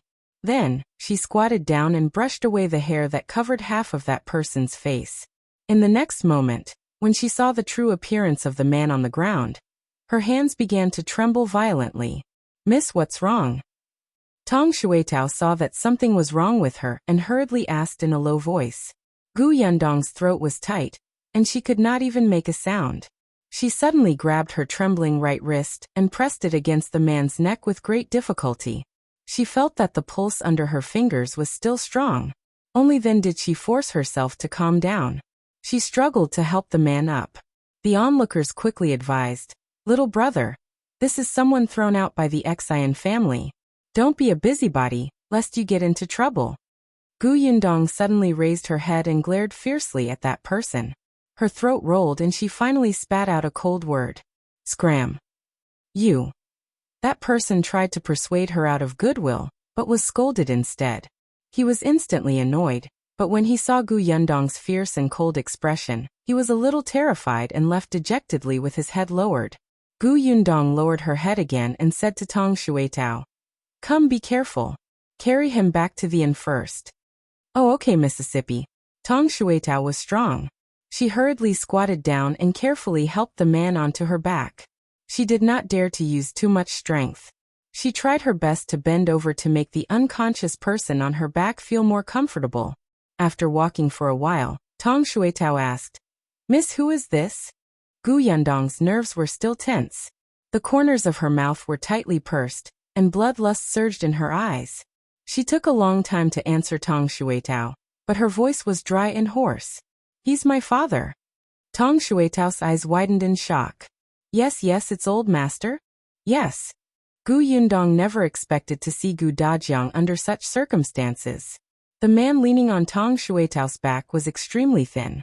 His image was even worse than what Grandpa Yu had said about Gu Dajiang. He had been thrown out by the Xian family and beaten up like this. Gu Yundong's face was ashen, and she clenched her fists tightly. The three of them quickly arrived at the inn. The waiter still remembered Gu Yundong's attire before she went out today. At that time he found it strange, but this was the guest's privacy, so he did not ask further. However, he had a deep impression of it. Hence, when he saw her return with an unconscious person on her back, he quickly went up to her. "Miss, what's wrong? Please help me find a doctor." Gu Yundong gave the waiter a piece of silver and helped Gu Dajiang upstairs. The door opened, and the two of them carefully placed the man on the bed. Perhaps because it affected his wound, Gu Dajiang couldn't help but groan as he lay on the bed. His brows were furrowed. "Be gentle," Gu Yundong said hurriedly. Seeing his uncomfortable expression, she felt helpless for the first time. She didn't know how to move her fingers to minimize Gu Dajiang's pain. Fortunately, the waiter immediately brought the doctor over. This was the doctor from the nearest medical center. His medical skills were quite brilliant. The moment he entered, he saw Gu Dajiang covered in blood. He frowned and instructed Gu Yundong, "Go get a basin of hot water first." Chapter 450. The scarred Gu Dajiang Tong Shuetao quickly turned around to get hot water. Only then did Dr. Yu carefully check the wounds on Gu Dajiang's body. His clothes had been removed by the scissors, so Gu Yundong could not look at him anymore. She took a deep breath and turned around. The waiter stayed to help. As he followed the doctor's instructions, he whispered, "Oh my God, why is he like this? It's so bloody. Will he be unable to move his lower body in the future?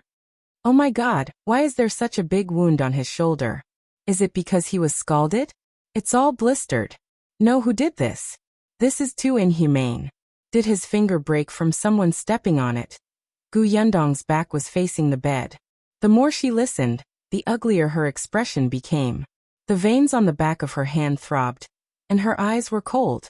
Dr. Yu could not help but reprimand him. "Shut up. What are you shouting for? Give me the scissors." The waiter didn't dare to speak.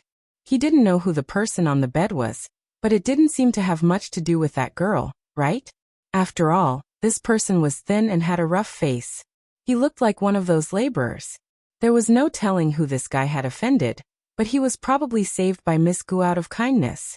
Tong Shuetao brought hot water over. Seeing that Miss' expression was not right, she quickly helped her sit down and said softly, "Miss, don't worry. Old master will be fine." Gu Yundong closed his eyes slightly. "I know." Faint movements came from behind. The waiter stopped making a fuss, and only asked some questions occasionally. But these words still reached Gu Yundong's ears, and her fingers tightened.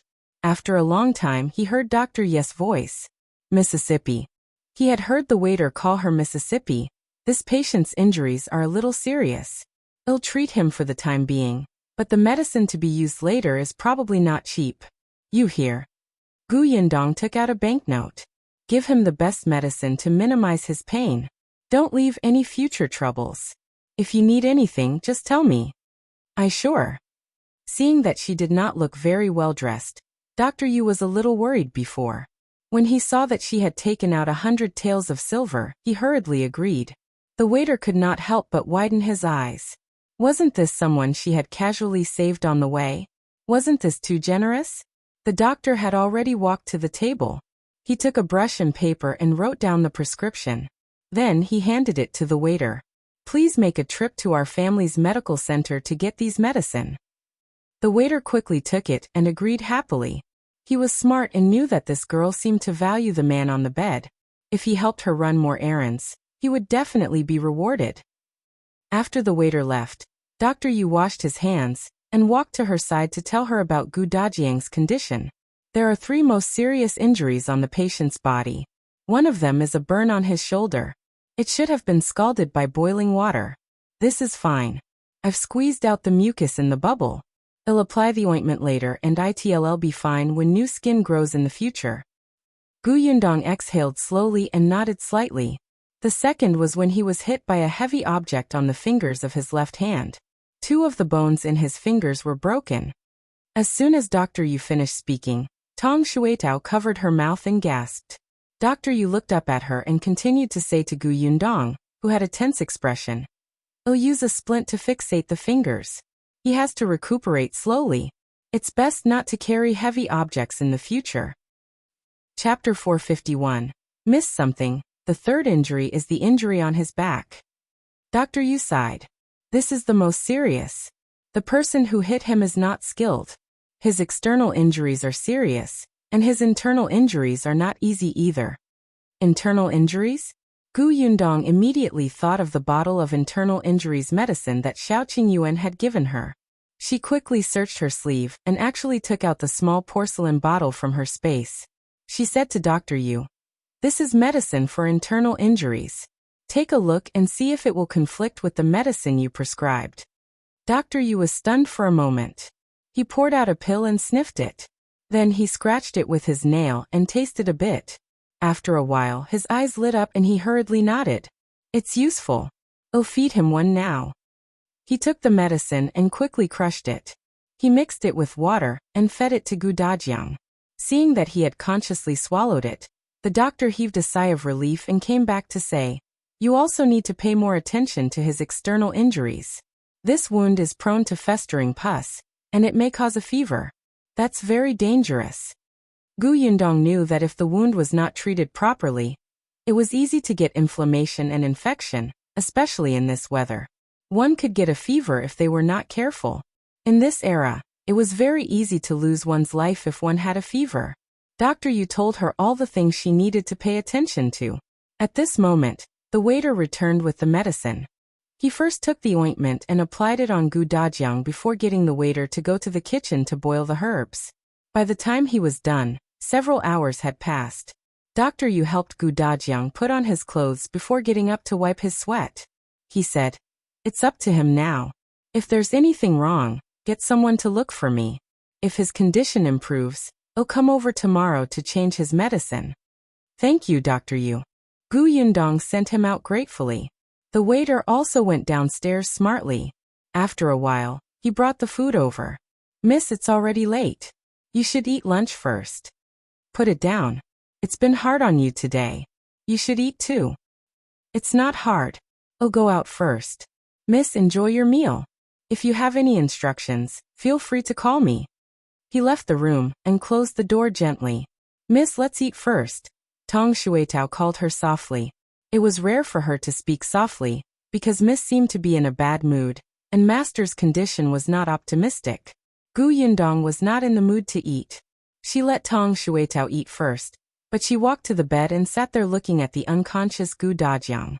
She suppressed the anger in her heart and slowly closed her eyes. After a long time, she looked at the person on the bed again. Gu Dajiang was very thin. He had originally been very thin, but he wasn't as haggard as he was now. He looked like he had aged a few years. She thought that she was different from Gu Dajiang. In her heart, Gu Dajiang was only someone who existed in her memories. If not for Madame Yang and the others, she would not have cared about his life at all. To her, Gu Dajiang was just a familiar stranger. Later on, after spending time with her mother, Yunshu and Yunka, Gu Yundong's heart gradually warmed. Gu Dajiang's presence in her memory was so strong. Therefore, in her memories, Gu Dajiang's image gradually became three-dimensional in her mind. He became flesh and blood and she had feelings for him. Perhaps it was because she remembered that Gu Dajiang was too capable that she felt that even if he was alone, he would still lead a good life. At least, it would be much better than her bringing up her mother and siblings. He might even have already started a big business. However, she had overlooked the most important point. Chapter 452. Gu Dajiang Awakens. Gu Dajiang valued relationships. He valued his family more than himself. In his heart, his wife was ignorant of the world. His eldest daughter was sentimental, and his youngest son and daughter were too young. How could such a family of four survive safely in the wilderness surrounded by jackals, tigers, and leopards? Of course, he had the ability to do something, but he couldn't wait. He was afraid that if he was a little slower, he might not be able to find his wife and children again. Perhaps in Gu Dajiang's heart, he didn't dare to hope that his four family members were all alive. He could only think of finding as many as possible. He could not slow down. Therefore, as Grandpa Yu had said, other than the money for food, he had used all the money to find his wife and children. The The corners of Gu Yundong's mouth were straight. At this moment, she finally felt the deep love Gu Dajiang gave her. Miss, don't worry. Old master will definitely be fine. Let's use the best medicine. Tong Shuetao had already finished eating. She turned around and saw that Miss was still sitting there motionless, as if she had suffered a huge blow. For a moment, she felt a little sad and guilty. If she had gone over to bring old master back to find a doctor the moment he was thrown out by the Xie family, would old master's injuries not have become so serious? It was all the Xie family's fault. They had gone too far. What right did they have to beat old master into such a state? Miss, eat something first. After you're full, you'll have the strength to take care of master when he wakes up, right? Gu Yundong nodded slightly and reached out to touch Gu Dajiang's forehead. Fortunately, he did not have a fever. Only then did she sit at the table and eat. Tong Shuetao diligently fetched hot water again. Seeing that Gu Dajiang's face was covered in sweat, she carefully wiped it for him. As Gu Yundong was eating, she suddenly thought of something. Shuetao, go to the Yu residence later. We agreed yesterday that we would go to the Yu residence when we came out of the Xian residence. It's already this hour. I'm afraid Grandpa Yu will be worried about us. Tong Shuetao also thought of this and suddenly slapped her head. I forgot too. All right, I'll go over immediately. By the way, tell Grandpa Yu that my father has been found.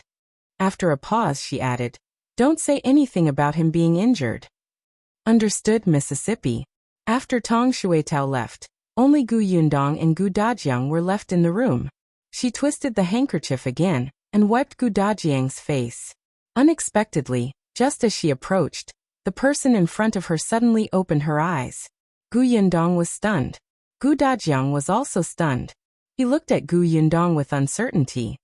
After a long while he said hoarsely, Yundong. It's me. Gu Dajiang smiled. Why are you wearing men's clothes today? Your eyebrows have become so thick. I almost didn't recognize you. Gu Yundong pursed her lips and asked hesitantly, are you awake? Gu Dajiang reached out his hand and realized that he was lying on his stomach. His body was in great pain. A sharp pain spread to his head, and cold sweat dripped down. Gu Dajiang grunted and knocked his head against the soft pillow again before closing his eyes. Gu Yundong panicked. She blurted out the name that she wanted to call him, and yet had been stuck in her throat. Father, did you pull on your wound? Where does it hurt? Gu Dajiang's eyes widened as he looked at her in shock. Yundong. Chapter 453. Father and daughter reunion. It's me, Dad. Gu Dajiang gasped. I am not dreaming? As he spoke, he grabbed Gu Yundong's hand with great force. He stared at Gu Yundong, afraid that he would blink and the person in front of him would suddenly disappear again. Gu Yundong slowly squatted down and let him hold her hand. He smiled and said, yes, you're not dreaming. Father, I'm in front of you. I'm fine. You found me. Gu Dajiang's eyes widened as he listened to her seriously. His lips trembled slightly, and his hand that was holding her trembled slightly too. Slowly, this trembling became more and more intense, just like the torrential emotions in his heart. Gu Yundong gently put her other hand on it and said gently, Father, do you hurt anywhere? You're injured. The doctor said that you can't move around. Gu Dajiang finally blinked, but his voice was hoarse. Yundong, is it really you? Yeah. It's really you? It's me. It's true. It's actually true. Dad. Gu Dajiang suddenly grinned. In the next moment, tears flowed out and slowly slid down his face to the pillow. Dad. I'm fine. I'm fine. I'm just happy. I'm happy. His voice was choked with emotion. After searching for so long, he was almost in despair. When the planks of the Xian family hit him, and he was thrown out on his last breath, the only regret in his heart was that he could not find his wife and children. He did not know if they were still alive or if they were waiting for him in heaven. He did not expect his daughter to be by his side the moment he woke up. He was satisfied. His wounds didn't hurt at all. He was glad. Had never been so glad. Gu Yundong quickly wiped his tears with a handkerchief. The corners of her eyes could not help but tear up. Her eyes turned red. I'm happy too. Gu Dajiang grinned like a child. But in the next moment, he suddenly raised his head slightly and looked behind Gu Yundong. However, there was no one there. His hand could not help but tremble slightly. He wanted to speak, but he did not know how to. Gu Yundong quickly knew who he was looking for. She smiled and said, "Mother and Yunshu and Yunko are all fine." Gu Dajiang was stunned. His gaze landed on her again. Gu Yundong continued, "Back then, I saw that the Qingyuan Prefecture was in chaos. I was afraid that I could not protect my mother and younger siblings, so I brought them to the Xuanhe Prefecture. Now they have settled down in Yongfu village under the Xuanhe Prefecture. They are all at home, waiting for us to return." After a pause she said, "I'm sorry, father. I didn't fulfill my promise to you." "No, you did the right thing. You did the right thing." Gu Dajiang's voice became lighter. Knowing that his family was safe, he seemed to be in high spirits. "There's nothing more important than your safety. I didn't think it through back then. I didn't expect the city gate of Qingyuan Prefecture to be tightly shut, causing chaos. What about you?" Gu Yundong did not want him to continue blaming himself. She changed the topic and asked, "Why did father come to Wanqing Prefecture?" "Actually, I went to Qingyuan Prefecture to look for you. I even met Bao Chunhua and his wife. They said that they had seen you and saw you leave the city gate with their own eyes. Unfortunately, they didn't know where you went after you left. I even went." She paused and did not tell him that she had been to Gu village. She would take it slow. So many things had happened in Gu village. She had to tell her father, but she did not want to say it yet. Chapter 454. That woman should die. Gu Dajiang was stunned. He really didn't expect her to have been to Qingyuan Prefecture. He pursed his lips and frowned. "Back then, I thought that you would wait for me in Qingyuan Prefecture, so I kept looking for you there. Later on," he lowered his voice, "I bumped into your aunt later." "Gu Qiyue?" Gu Yundong was flabbergasted. "Isn't she dead?" "Dead." Gu Dajiang frowned. "When did she die?" "She was still alive when I met her." Although he and Gu Qiyue were siblings, their relationship was really weak. It could even be said that they had become enemies. From his tone it was obvious. "I met my uncle. He said so." However, this was not important. "What happened after you met my aunt?" "She said that you came to Wanqing Prefecture." Actually, I didn't believe her at first. However, Gu Dajiang later asked around. There were indeed a few people who told him that they had met such a family that had gone to Wanqing Prefecture before the Qingyuan Prefecture fell into chaos. That was why he came to Wanqing Prefecture. Later on, he met the Yu family. He didn't expect the Yu family to receive Yundong's help. Even the Yu family said that they were coming this way. That was why Gu Dajiang had been looking for them in Wanqing Prefecture for more than half a year. Gu Yundong sighed inwardly.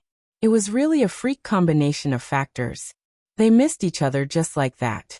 If she had gone to Wanqing Prefecture back then, wouldn't they have met sooner? However, Gu Qiyue was the one who deserved to die. Others might have really seen them moving this way, but Gu Qiyue knew very well back then. She had even asked Fu Ming to bring Master Qian to chase after them, and wanted to sell her nephew and niece. Anger rose in Gu Yundong's heart. It would be best if Gu Qiyue was dead. If she was not, Gu Yundong would kill her. She snorted coldly. Seeing the fatigue flash across Gu Dajiang's face, she knew that she had said too much. She would talk about this slowly in the future. He was still injured and should be resting. She had neglected it. "Father, you're still injured. It's more important to recover first. Now that we're reunited, there's plenty of time to talk in the future. I still have many things to tell you." "Okay." He had found his wife and children, so he naturally had to live well. Recovering from his injuries was most important. He could not go back to see his wife and children like this. "By the way, eat something first. I've been asking the waiter to prepare sweet porridge. Father, fill your stomach first. Then drink the medicine prescribed by the doctor before you rest." As she spoke, she hurriedly opened the door and let the waiter bring the warm porridge over. Gu Dajiang looked at Gu Yundong's back and smiled. Gu Yundong fed him small bites. It was not easy for him to finish it. After drinking the medicine, he really wanted to sleep. She reached out and adjusted Gu Dajiang's pillow. His back was injured, so he could only lie on his stomach or sideways. He couldn't move too much, or it was easy to pull at his wound. Gu Dajiang was really tired and his body hurt a lot. He actually couldn't bear to close his eyes. He wanted to see his daughter more. However, he really couldn't take it anymore. As soon as he closed his eyes, he quickly fell asleep. Tong Xuetao only returned when the sky was about to turn dark. When she heard that Gu Dajiang had woken up, she immediately became happy. Miss, go and rest. I'll guard master. You keep watch for the first half of the night. I'll do it for the second. All right. Gu Yundong went to the room next door to rest, but she did not sleep well. She was always worried that something would happen to Gu Dajiang. Before midnight, she came over to replace Tong Xuetao. Fortunately, everything went smoothly.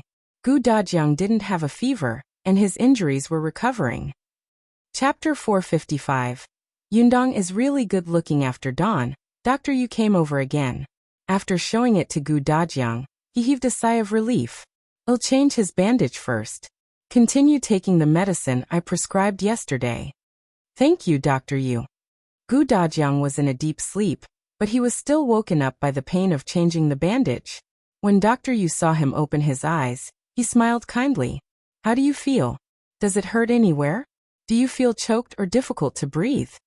Gu Dajiang quickly realized his identity. No, other than the pain in my wound, everything else is fine. With that, he hurriedly went to look for Gu Yundong. When he saw that she was still there, he heaved a sigh of relief. Except, how did his daughter become so good-looking? She had washed off her thick eyebrows from yesterday and changed her clothes. These clothes looked expensive and her face was rosy. She was actually more beautiful than before. After Dr. Yu changed the bandage and gave some instructions, he left. Gu Yundong walked to the edge of the bed and sat down. Seeing that Gu Dajiang was staring at her, she could not help but find it strange. Father, what are you looking at? Gu Dajiang paused and smiled. Yundong is really good looking. Gu Yundong immediately felt a little embarrassed. How can a father praise his daughter like that? Father is telling the truth. He looked very proud. Unfortunately, he was injured and couldn't even lift his head. At the thought of his injury, Gu Yundong could not help but frown. Father, why did the Xie family hit you so ruthlessly? They almost killed you. As she asked this question, Gu Yundong's face was instantly filled with anger and a hint of killing intent. She didn't know how her father had offended the Xie family, but with her father's personality, he definitely wouldn't offend them to the point of getting himself killed. She wasn't going to let this go. Gu Dajiang lowered his eyes slightly and thought of everything in the Xie residence. He slowly closed his eyes. After a while he looked up and smiled. It's nothing. Am I not fine? It's over. If father doesn't want to tell me, I'll go to the Xie family to ask myself. Yundong. Gu Yundong pursed her lips tightly and looked at him firmly. Gu Dajiang smiled bitterly. How did you become so stubborn? Father, go ahead. Gu Dajiang sighed secretly and said in a low voice. 2 days ago, I heard that the second young master of the Xie family wants to take in a concubine. That concubine's surname is Gu and her name is Gu Yundong. Gu Yundong's body suddenly froze. The words of the woman she had heard when she had disguised herself and sneaked into the kitchen of the Xie residence flashed across her mind. Yes, there was a concubine with the same name as hers in the Xie manor. Father thought it was me? No wonder. No wonder he was unwilling to say it just now. Was he afraid that she would blame herself? Gu Dajiang nodded. I heard that concubine Gu is from the countryside and fled here. She's 15 or 16 years old, and is also good-looking. Moreover, she wasn't willing to be a concubine, and was forcefully taken over by second young master. To get her, they even captured her mother and threatened her with her mother's life. All the signs indicated that this was most likely his daughter and wife. Gu Dajiang panicked. It wasn't so easy for him to find out anything else. However, at this moment, his wife and daughter were forced to become concubines, and had no way of asking for help. He could not sit still. Gu Dajiang tried his best to sneak into the Xie residence. He was capable. It was not easy to enter the Xie family, but he found his way in. However, that was not the case at all. Chapter 456. Those 3 bastards. That person called Gu Yundong was indeed unwilling at first, but her mother was not captured by the second young master. Her mother voluntarily helped the second young master trick her daughter into coming in. Moreover, concubine Gu had only been in the Xian residence for a day, but she was already bewitched by the riches inside, and willingly became the concubine of the second young master of the Xian residence. Gu Dajiang did not find out about this at first. As a complete stranger, he anxiously asked around for Gu Yundong's residence. After hiding in the Xian residence for a day, he was discovered. As it happened, it was the wife of the second young master of the Xian family, who was the daughter of the current prefecture magistrate of Wanqing Prefecture. When she saw Gu Dajiang, she also received news that this person was getting close to concubine Gu. Second young madam smiled. After sizing Gu Dajiang up, she suspected his relationship with concubine Gu. I heard that concubine Gu has a father. You're so concerned about her. Could you be her father? Gu Dajiang immediately denied it. Seeing this, second young madam became even more certain. Why are you nervous? Are you afraid that he'll use you to threaten concubine Gu? Gu Dajiang refused to admit it even more badly. However, regardless of whether second young madam was really certain or just in a bad mood, she said, if you admit your relationship with concubine Gu, I'll let you go. If you don't admit it, you're a thief who barged into my Xian manor. When she said this, her eyes turned sharp. She directly said to the guard of the Xian family, break his fingers.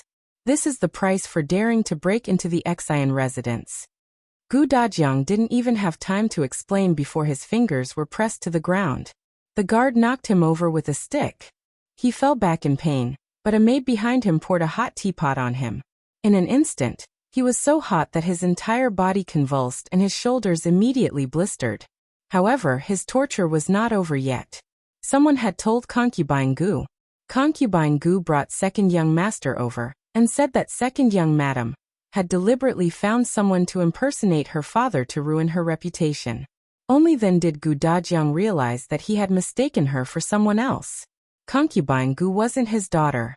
Although her family had fled here, they had fled here when their ancestors were still alive. Second young master naturally could not reprimand second young madam. He was already in the wrong for taking a concubine. However, concubine Gu was his new favorite and she was still new. He had to stand up for her, right? Hence he pushed all the blame to Gu Dajiang. He said that the man had pretended to be concubine Gu's father to enter the residence and swindle others, which was simply detestable. He got the guards to beat him up 20 times. Those people only threw him out when he was on the verge of death. Gu Yundong trembled when she heard that. These bastards did not care about human lives at all. One was to vent her anger. One was to trample on others in order to fight for favor. One was trying to pacify his wife and please his concubine for the sake of having 2 women. That was why they could casually take her father's life. Gu Yundong quickly lowered her head to prevent her father from seeing the fierceness in her eyes. I'm fine. Look, if not for this, I wouldn't have been able to see you, right? Gu Dajiang comforted her. Gu Yundong looked up and forced a smile. No, without this, she would have been able to see Gu Dajiang safe and sound in the Yu family, not the father who was on the verge of death and was sweating from the pain. Gu Yundong took a deep breath and suppressed her anger. At this moment, Tong Shuetao entered the house. She leaned close to Gu Yundong's ear nervously and said, Miss, something seems to have happened. Chapter 457. Are they looking for us? Gu Dajiang was stunned when he saw Tong Shuetao. And what did she call Yundong just now? Miss? He looked at the 2 of them in shock. Only then did Tong Shuetao realize that Gu Dajiang had woken up. She hurriedly said respectfully, Master. Gu Dajiang was speechless. Gu Yundong asked Tong Shuetao, what happened? The latter suddenly reacted. She glanced at Gu Dajiang and lowered her voice even more. Only Gu Yundong could hear her. Young miss, I was at the entrance of the inn just now and saw the second young master of the Xian family coming over aggressively with 2 guards. Do you think he knows that we brought old master back and is here to settle the score? Gu Yundong stood up. Oh, go out and take a look. Take care of my father. Yes, my lady. Gu Yundong opened the door and saw a rich man's son entering the inn with 2 guards. He was walking upstairs. Why would the second young master of the Xie family be so free? He even intervened when someone they didn't care about had been saved, and even personally brought people to settle the score? Yundong felt that it was unlikely. As expected, although the young master came up, he turned around and walked in another direction. Soon the innermost room in the corridor was opened by a middle-aged man, who respectfully invited him in. As for the two guards at the back, they stopped at the door and stood outside dutifully.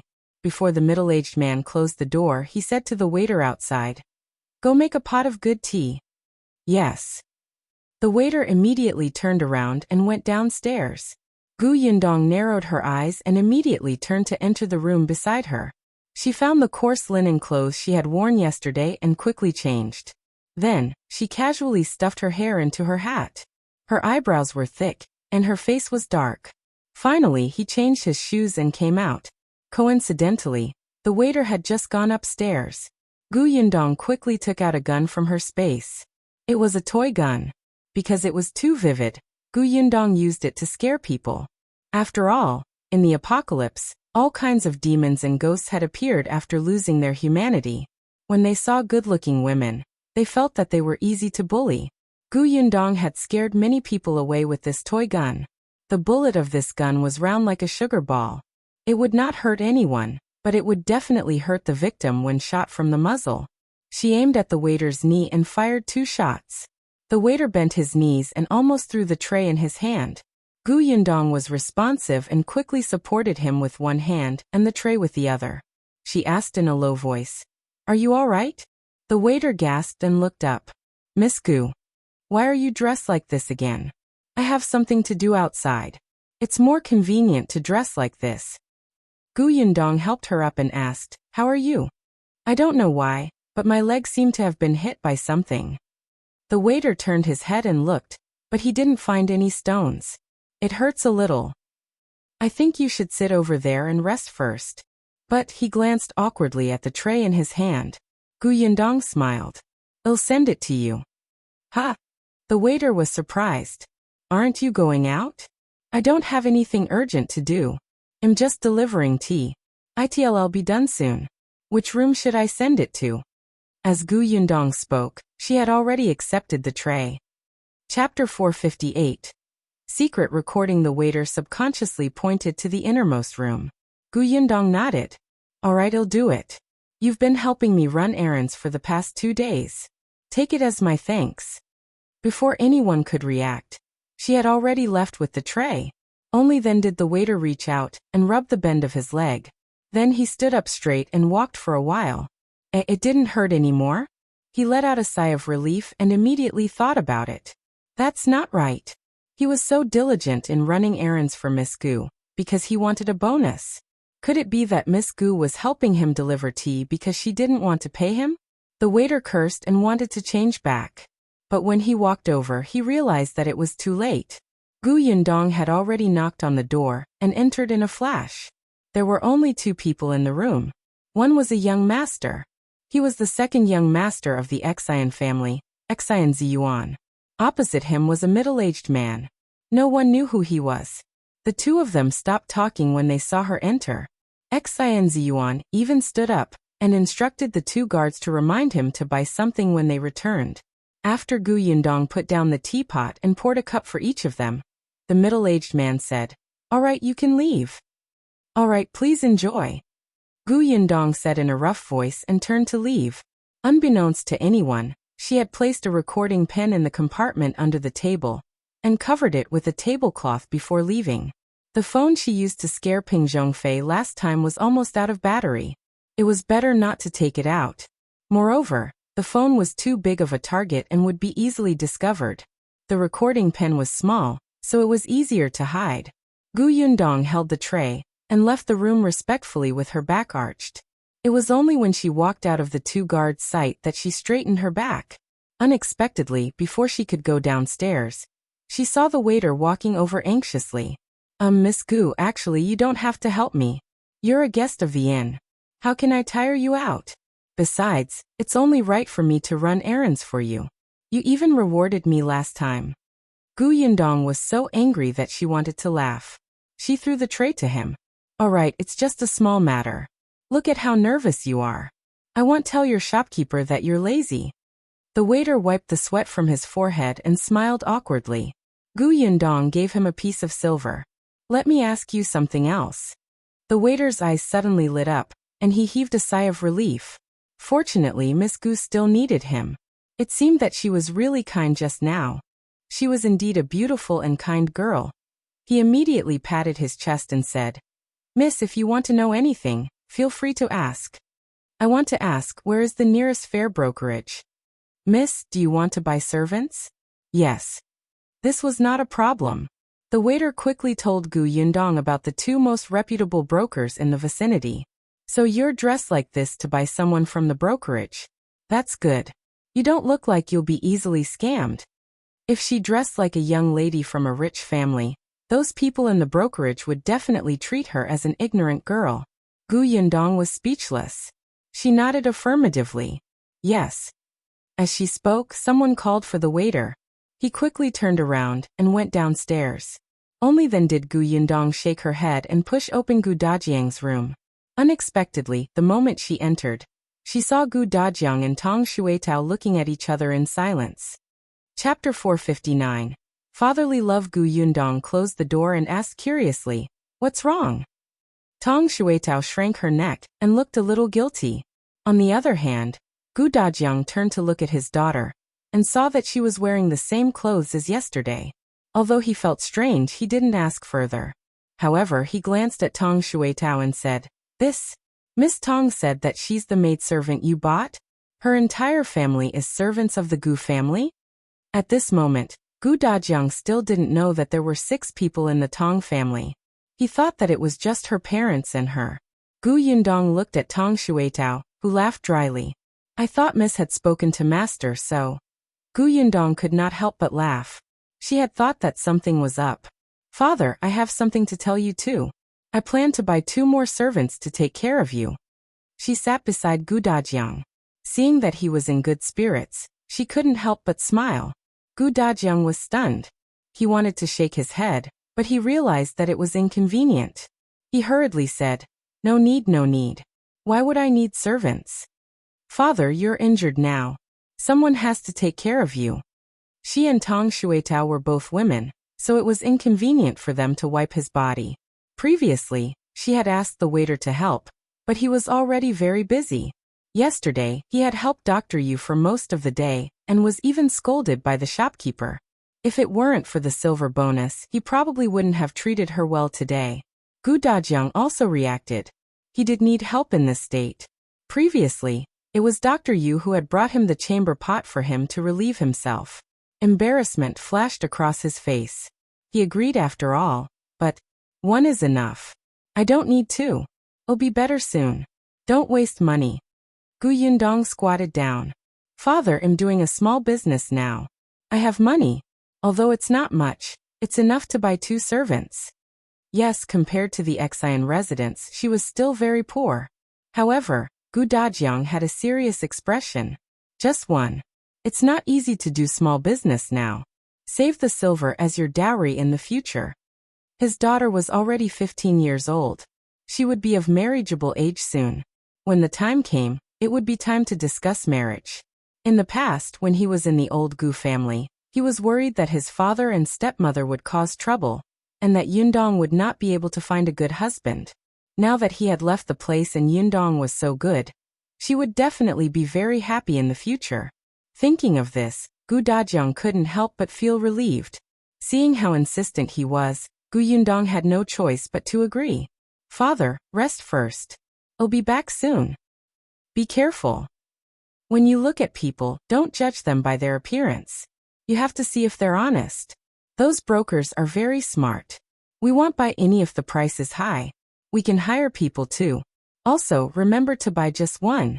When Yundong went out, she could still hear his worried reminders. Her heart was warm and sour. This was the love of an old father.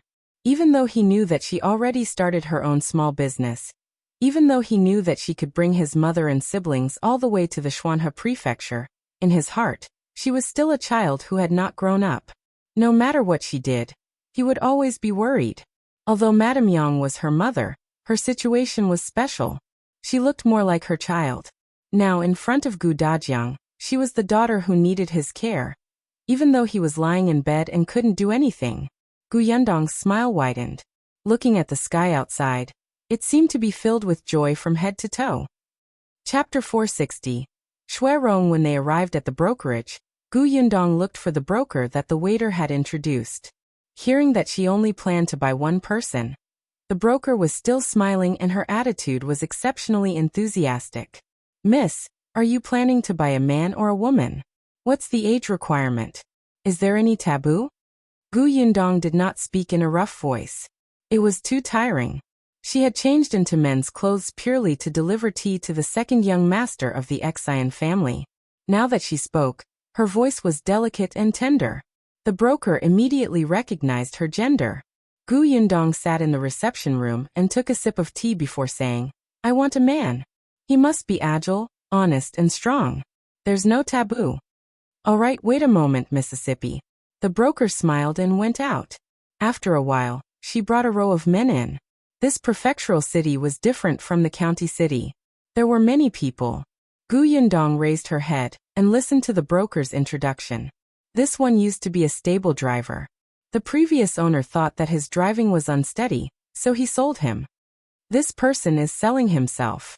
He escaped from the Yongning Prefecture previously and was arranged to live in a remote village when he settled down. He really can't survive.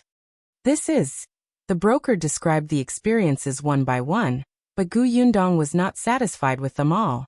She was looking for someone to take care of Gu Dajiang's recuperation. Most men were careless, especially these people. Although they looked honest, they were also clumsy. Not only would they not do their job well, but they would also worsen her father's condition. Seeing that she was dissatisfied, the broker immediately waved her hand and let these people leave. "Miss, what are you planning to do with the servant?" "To take care of a patient." After thinking for a while, Gu Yundong added, "It's best if they have such an experience or used to be an apprentice in the medical hall and pharmacy. Do you have any?" The broker was stunned for a moment. She thought for a moment and said, "There is one." This person's original young master's body was weak all year round. He had served the young master for a few years, and is a meticulous person. However, that young master's condition worsened once and he was in danger. His mother said that these servants didn't serve him well and killed 2 of them. The rest were sold. Gu Yundong raised his eyebrows. From the meaning of her words, the servants were innocent victims who took the blame. She nodded. "Tell the man to come. I'll take a look." The broker quickly brought him over. He was a man in his early 20s and looked very thin and weak. There was no expression on his face. Gu Yundong asked him a few questions, but he tried his best to make it clear with the least amount of words. Gu Yundong was pleasantly surprised. Although this person was taciturn, he spoke clearly and was very organized. Moreover, he was very clear about the things to take note of when taking care of a patient. Although he was thin, he was quite strong. Him then. The broker's face lit up. "All right, then I'll prepare the contract for you now." She was actually relieved. This person was not easy to sell. It was mainly because everyone felt that it was very unlucky that the guy had served a patient who did not end well. He had been in the brokerage for a few months, but he had not been sold. The man was also a little surprised, but he quickly calmed down. Gu Yundong waited until they left the brokerage before asking with interest, "Your name is Xue Rong, right? Who was your previous master?" Xue Rong paused for a moment and answered simply, "Xie family." Gu Yundong stopped in her tracks. The Xie family? Was it the Xie family that she knew about? Chapter 461. Xie and Zhiyuan left. That's right. Gu Yundong remembered that the eldest young master of the Xie family seemed to be in poor health all year round. So Xue Rong had served the eldest young master of the Xie family? This was really beyond her expectations. No wonder Xue Rong looked like he had undergone professional training. His silence was probably a habit he had developed in the Xie residence. He seemed to be a cautious person. Xue Rong also raised his head slightly to look at his new master. He thought that if the other party knew that he was sold by the Xie family, She would ask him some questions or return him. But Gu Yundong did not mention a word about the Xie family all the way to the inn. She only instructed him, "You have to take care of my father. He's injured, and the doctor said that he needs to recuperate for a period of time. Since you're experienced and know how to take care of others, you must know more about what to pay attention to than I do. Well, stay in the inn for the time being. You'll share a room with my father. As for the rest, you'll slowly understand in the future." "Yes, my lady." Gu Yundong nodded and the two of them went upstairs. As she turned the corner, she glanced to the other side and saw that the two guards were still standing at the door. It seemed that they had not left. After entering the house, Tong Shuetao immediately looked over and whispered, "Miss Master is asleep." Gu Yundong's actions instantly softened. He introduced Xue Rong to her before bringing him to the edge of the bed. "This is my father, Gu Dajiang. I've told you about his injuries. If you have any questions, ask Shuetao." Xue Rong agreed. Gu Yundong looked at Gu Dajiang again before leaving. She had to keep an eye on Xie Zhiyuan's door and see when he was leaving. She was going to retrieve the recording pen. Gu Yundong went downstairs and asked the waiter for lunch. She ate slowly while waiting. There were a lot of people in the lobby. No one would notice her if she sat in the corner. About half an hour later, someone finally appeared at the staircase on the second floor. Gu Yundong narrowed her eyes. As expected, she saw Xie Zhiyuan coming down with two guards. Not only them, but the middle-aged man also came down. "Good. Now there's no one in the room." The middle-aged man instructed the waiter, "Clean up my room."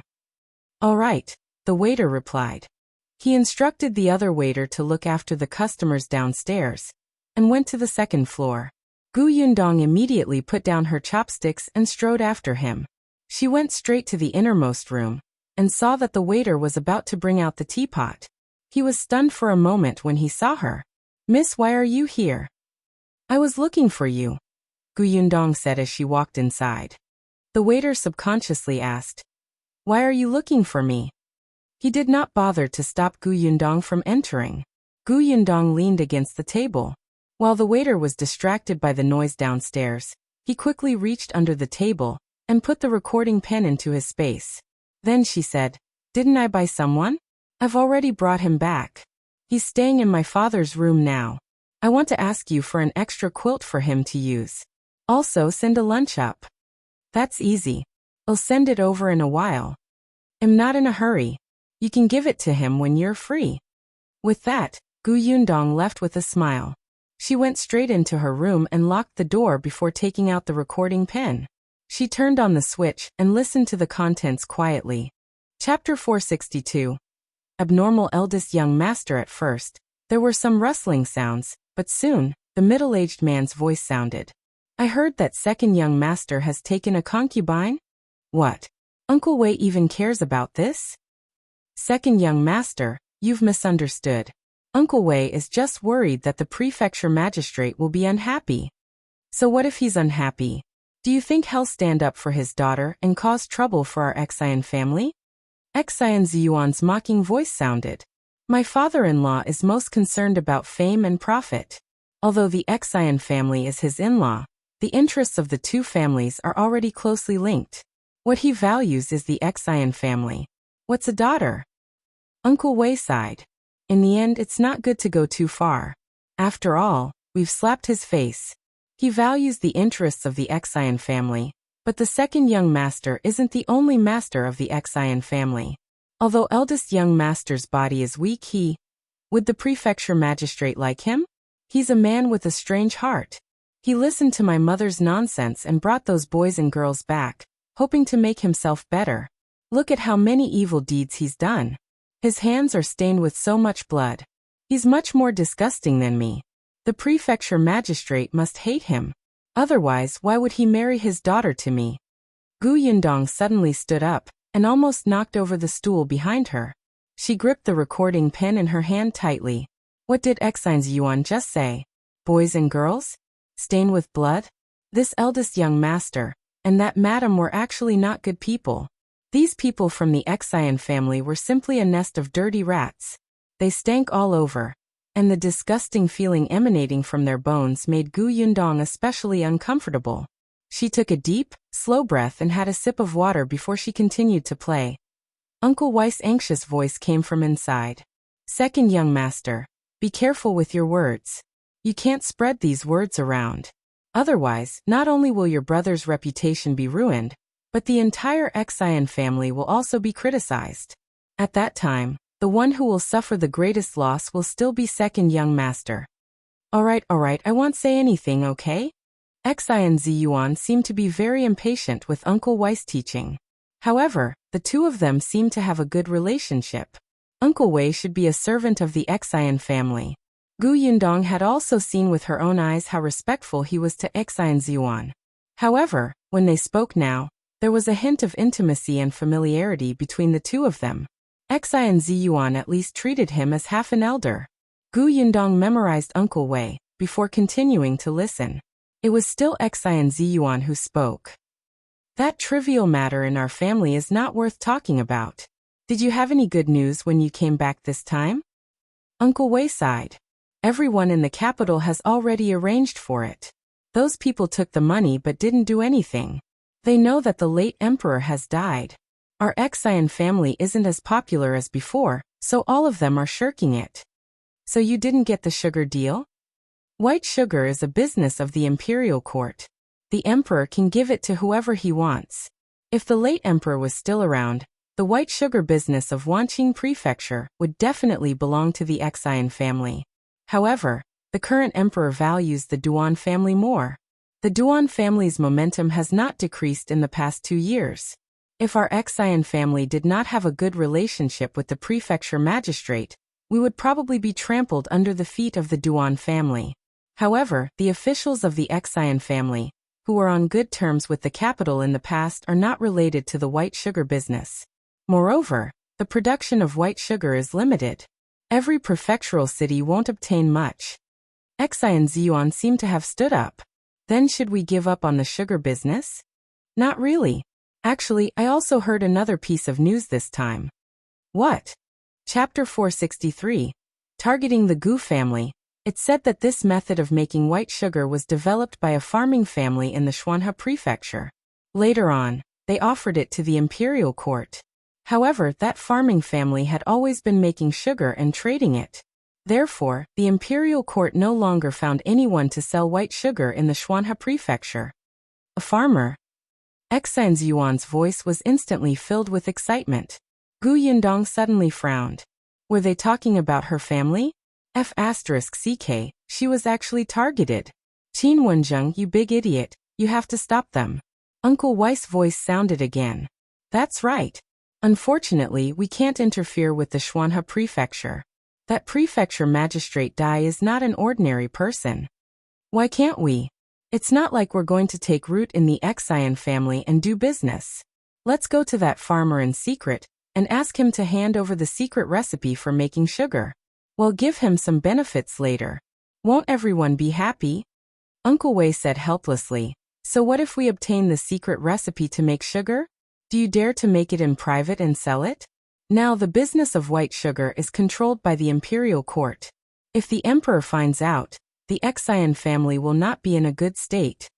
Xie Zhiyuan snorted coldly. Then there was a hint of ruthlessness in his voice. Who said that I would sell it in Wanqing Prefecture? Only the Duan family will take a fancy to a small prefectural city's business. Second young master, you mean? If Dajiang doesn't allow us to sell it, what about Lu country? What about Qing country? They must be coveting this white sugar, right? Uncle Wei took a deep breath. Young master, do you know what you're talking about? The imperial court has white sugar. They can hold their heads high in front of other countries. If others want this white sugar, they have to beg the current emperor. If you do business with them, it won't be bad. The emperor will skin you alive. If we don't do business with them, are you really going to watch the Duan family step on our heads? But that won't do either. This isn't the time of the late emperor. Even if we have any connections with those two countries, we won't be discovered. The late emperor was muddle-headed. The current emperor is very shrewd. Xie Zhiyuan was a little unwilling. It can be less. That won't do either. Second young master, you should give up on this idea as soon as possible, Uncle Wei said. He probably realized that his tone was too cold, so he softened his tone. Second young master, be more patient. Why don't you wait for a while and see what the emperor thinks? If he really agrees to the Duan family, it won't be too late for us to take action. Uncle Wei continued. As for the white sugar, we can do as second young master said and go to that farmer to get the secret recipe first. Leave this matter to me. You can wait for news in the residence. All right. Xie and Zhiyuan was still a little unwilling. Uncle Wei sighed and reiterated. Don't contact those two countries. Wait for me to come back. I know. Xie and Zhiyuan was impatient. Then Uncle Wei, when are you leaving? In a few days. I just returned to Wanqing Prefecture. I still have to tell your father about the situation. Then you can stay in the residence for the next few days. How can this and compare to the residence? No need. It's convenient to stay here. I'm used to it. That was the end of the conversation. However, Yundong's expression was as dark as water. She had thought that the three scumbags from the Xie family had caused her father to become like this. It was enough for her to settle scores with them. Unexpectedly, they had their eyes on her white sugar. Trying to force them to hand over the secret recipe? Yundong sneered. In your dream. Chapter 464. Writing a letter Xie family. Yundong's fingers tapped lightly on the table, and she put the recording pen back into her spatial storage. She would definitely not let the Xie family off. After all, even if she did not mind, the Xie family would still force her to hand over the secret recipe of the white sugar. Thus, she might as well make the first move. It was just that Yundong was only a little farm girl in Yongfu village who had yet to reach adulthood. She only had more than 100 acres of land and a workshop. Compared to her, the Xie family was a colossus. Fortunately, the Xie family was courting death. Yundong sneered. She took out a brush, ink, paper, and inkstone and began to write a letter in detail. In the letter to Qingyuan, not only did she say that the Xie family and the Wanqing family were colluding, but she also said that many young masters of the Xie family were looking for boys and girls. Of course, the most important thing was that the Xie family had many connections with the other two countries. She didn't mention anything about Dajiang being beaten up. However, after thinking about it, she still had to talk about how the Xie family coveted her sugar and wanted to force her to hand over the secret recipe. After all, in Qin Wensheng's heart, Yundong was not a busybody. Last time, she had warned him not to implicate her family in these dangers. How long had it been? Why would he take the initiative to write to him just because he knew about the messy situation in the Xie family? After writing this, she also analyzed the benefits that the imperial court would obtain after destroying the Xie family. The Xie family was currently dissatisfied with the fact that the imperial court valued the Duan family. They might secretly play tricks. Moreover, their family was rich. Didn't the imperial court lack money? This was delivered to the door. Coupled with getting rid of evil in name, it was killing two birds with one stone. When he was done, Yundong took it and blew on it to dry the handwriting. It was just that the delivery of this letter was troublesome. The relay station usually sent messages to the officials, and she did not have a messenger pigeon. The journey of the civilians to send messages was slow and unreliable. If such an important letter was lost, it would be fatal. Yundong thought for a long time, and suddenly stopped tapping the table. She had an idea. After folding the letter in her hand, Yundong stood up, and was about to leave when she realized that it was getting dark outside. Yundong frowned. Just then, there was a knock on the door, followed by Tong Shuetao's voice. Mississippi. Come in. Tong Shuetao entered with a tray. Miss, have dinner first. Yundong rubbed her temples. Unknowingly, it was already so late. It seemed that she could only go out tomorrow. She placed the letter into her spatial storage. How's my father? Master woke up once and found out that you were the one who hired Brother Xue to serve him. He even asked where you were. When he found out that Miss was busy, he didn't say anything. After taking the medicine, he fell asleep again. Tong Shuetao answered as she placed the food on the table. Yundong nodded. The medicine prescribed by Dr. Yu had the effect of calming the mind and helping him sleep. Dajiang needed more rest now. Moreover, she had heard from Grandpa Yu that her father worked day and night to find them, and had very little time to rest. Just the day before she met him, he had snuck into the Xiyuan family, and did not sleep for the entire night. Now it was a good time for him to recuperate. After dinner, Yundong went to Dajiang's room to take a look before returning to rest. The next morning, she got up and prepared to go out with the letter she had written yesterday.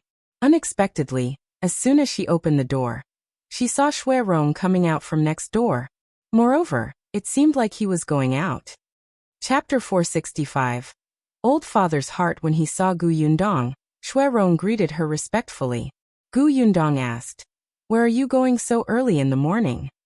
Replying to young miss, "Old master instructed me to go to the Yu family and bring his clothes over." Yundong waved his hand. "Don't go yet." As she spoke, she entered the house. Dajiang had woken up and was lying on his side. His eyes were staring straight ahead, and no one knew what he was thinking. When he saw Yundong, a trace of joy flashed across his face. "Yundong is here? Father." Yundong sat on the edge of the bed. Seeing that he was in good spirits, she relaxed slightly. "Let Xue Rong take care of you here. I'll go to Grandpa Ye's house." "Sai, let Rong go." "Rong?" Yundong raised his eyebrows and turned to look at Xue Rong. She wouldn't have known while this person was quiet. In just half a day, he made Tong Xuetao call him Brother Xue and her father called him Rong. Xue Rong pursed his lips. He still looked the same, quiet and obedient. Yundong smiled and turned to Dajiang. "Father, I originally planned to go to Grandpa Ye's house. I happened to have something to ask him for help with. Besides, they took good care of you some time ago. Logically speaking, I should go over personally to thank them." "Yes, you should indeed thank them," Dajiang agreed. Then he frowned. "But you don't know that the people living near the Yu family are very messy. It's not safe for a girl like you to go over. How about this? Let Rong accompany you. I'm already much better today. It's fine without him taking care of me." "Father, I can go alone." "No, I'm worried. Why don't you let Rong accompany you? Or let Rong go on your behalf?" Yundong choked. Along the way, she had always made her own decisions. But now, facing her father who cared about her, there were some things that she could not refuse. Sighing, Yundong could only nod. "All right, I'll get Xue Rong to accompany me." Dajiang revealed a smile. "It's a pity that father is injured. Otherwise, father would have accompanied you. I may not be back in a while." To ease her father, Yundong could only bring Xue Rong along. Before leaving, he instructed Tong Xuetao to take care of her father. In a while, Dr. Yu would come over to change his bandage. If there was anything else he needed help with, he would call the waiter. Tong Xuetao was still a little resentful as she glared fiercely at Xue Rong. To think that she had called him Brother Xue yesterday. She did not expect him to fight for Miss Favor the moment he arrived. Miss did not even bring her along when she went out. Xue Rong was stunned for a moment, but he did not say anything and quickly followed. Yundong specially went to buy some things before heading to the Yu residence. They drove the carriage there. The road was a little long, but the carriage stopped at the entrance of the alley. It was not easy to ride inside. It was still the same alley, and those sizing gazes. Yundong did not care, but Xue Rong frowned slightly. He followed Yundong cautiously, glancing left and right from time to time. When he saw a few young men with sloppy gazes that revealed greed, Xue Rong's heart could not help but thump. Fortunately, not long after, they entered the Yu family. There were people in the Yu family, so the courtyard door was open. Yundong had just walked in, but before she could make a sound, an unfamiliar voice came from inside. "Old Yu, why don't you go out and find work these 2 days? I'm afraid that there won't be anyone at home when Dajiang comes back. I'll rest for 2 days. Anyway, I won't be able to find any work," Uncle Yu said with a smile. Unexpectedly, the other party sneered. "He probably won't come back, right?" Chapter 466. Grandpa Zhang next door. Grandpa Yu was unhappy. "What do you mean? Didn't you say that his daughter came looking for him? She's quite rich." The person who came the afternoon before yesterday was his daughter's maidservant, right? She even used a maidservant. Gu Dajiang must have followed his daughter to enjoy life. How could he still remember his poor friend here? Don't talk nonsense. How am I spouting nonsense? Otherwise, why didn't Gu Dajiang come to see you after a few days? He might be enjoying himself now and have long forgotten about your family. You're the only one who's still waiting at home. Grandpa Yes' voice was filled with anger. I know Dajiang better than you. He must have been delayed by something. Don't spout nonsense here. I'm busy. Go back to your house. Hey, why are you? Grandpa Yu, are you home? Gu Yundong suddenly shouted. Grandpa Yu was stunned. He quickly put down the basket he was weaving and came out happily. Yundong, you're here? He looked behind her. Although he saw a man, it wasn't Gu Dajiang. He was immediately puzzled. As Gu Yundong walked inside, he explained, my father didn't come. Actually, when I met him 2 days ago, he was seriously ill and has been recuperating in bed for the past 2 days. 2 days ago, Xue Tao came over. I specially asked her not to say anything, afraid that you would be worried. As she spoke, she had already seen the people in the room. It was a man who was slightly younger than Grandpa Yu. When he heard his words, he smiled awkwardly. Gu Yundong did not look at him. She just asked Xue Rong to put the things he had bought on the table. Grandpa Yu, this is food bought on the street. My father specially instructed me to buy it. He wanted to come too, but the doctor instructed him to rest more and come back after he recovers. When Grandpa Yu heard that Gu Dajiang was sick, he became anxious and didn't even look at the things on the table. On the other hand, the other person in the room kept looking sideways. He even swallowed his saliva and wanted to know what was inside. Why is your father sick? What illness is he suffering from? I'll go see him, Grandpa Yu asked nervously. He knew that Gu Dajiang must have been delayed. Gu Yundong smiled and helped him sit down. I'm fine. He's already seen a doctor. He just caught a cold. It's not good for him to go out again. You shouldn't go. If he passes it to you, my father will feel uneasy. Grandpa Yu thought about it and agreed. Your father is sick. Don't come over. It's more important to take care of your father. I must come and take a look. As Gu Yundong spoke, she glanced at the table where the gift box was placed. Seeing that the stranger was getting closer and closer, she could not help but twitch her lips. She asked, this is... Grandpa Yu seemed to have just remembered that there was another person at home. He immediately patted his head and said, it's Grandpa Zhang next door. Grandpa Zhang forced a bright smile at Gu Yundong. You must be Dajiang's daughter. You're really good-looking, polite and filial. I'm your Grandpa Zhang from the family on the left. Your father and I have known each other for a long time. He's been suffering and has been looking for you. This time he's sick. You have to take good care of him. It's not easy for him. It's really not easy. Unfortunately, I don't have much ability to help him. He even wiped his eyes as he spoke, looking very sad. Gu Yundong was speechless. Chapter 467. Box with a secret compartment. You've got quite a lot of drama. Grandpa Yu could not stand it anymore. He waved his hand and chased him away. All right. This has nothing to do with you. Hurry up and go home. Your grandson will come looking for you later. Grandpa Zhang let out a sigh and refused to leave.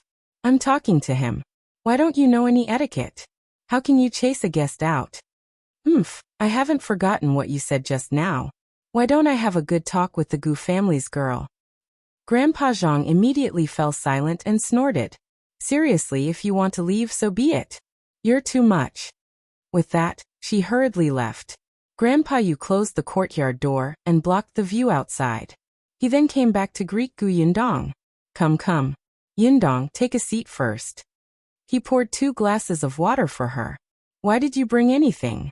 These things are expensive. Grandpa Yu, I hope you don't mind, Gu Yundong said politely. Then he changed the topic and said in a low voice, actually, I came today to ask for your help with something. Tell me. As long as I can help, I'll definitely help. Grandpa Yu, do you know any carpenters? I want to ask someone to make me a small box with a secret compartment. Uncle Yu slapped his leg. I know him. There's a carpenter Tan in an alley over there. He's very skilled, but he doesn't have a good temper, so he doesn't take on many jobs. Grandpa Yu, can you bring me to meet him? Are you in a hurry? Yundong nodded. Yes, it's best if you can give it to me today. All right, I'll take you there. Grandpa Yu did not delay any longer. He brought Yundong out of the courtyard and went straight to the Tan family. Carpenter Tan was said to have a bad temper, but in fact he was not very social. He spoke little and almost only answered questions. But Yundong had seen the things made in his courtyard. They were indeed sturdy and beautiful. Yundong explained the appearance to him.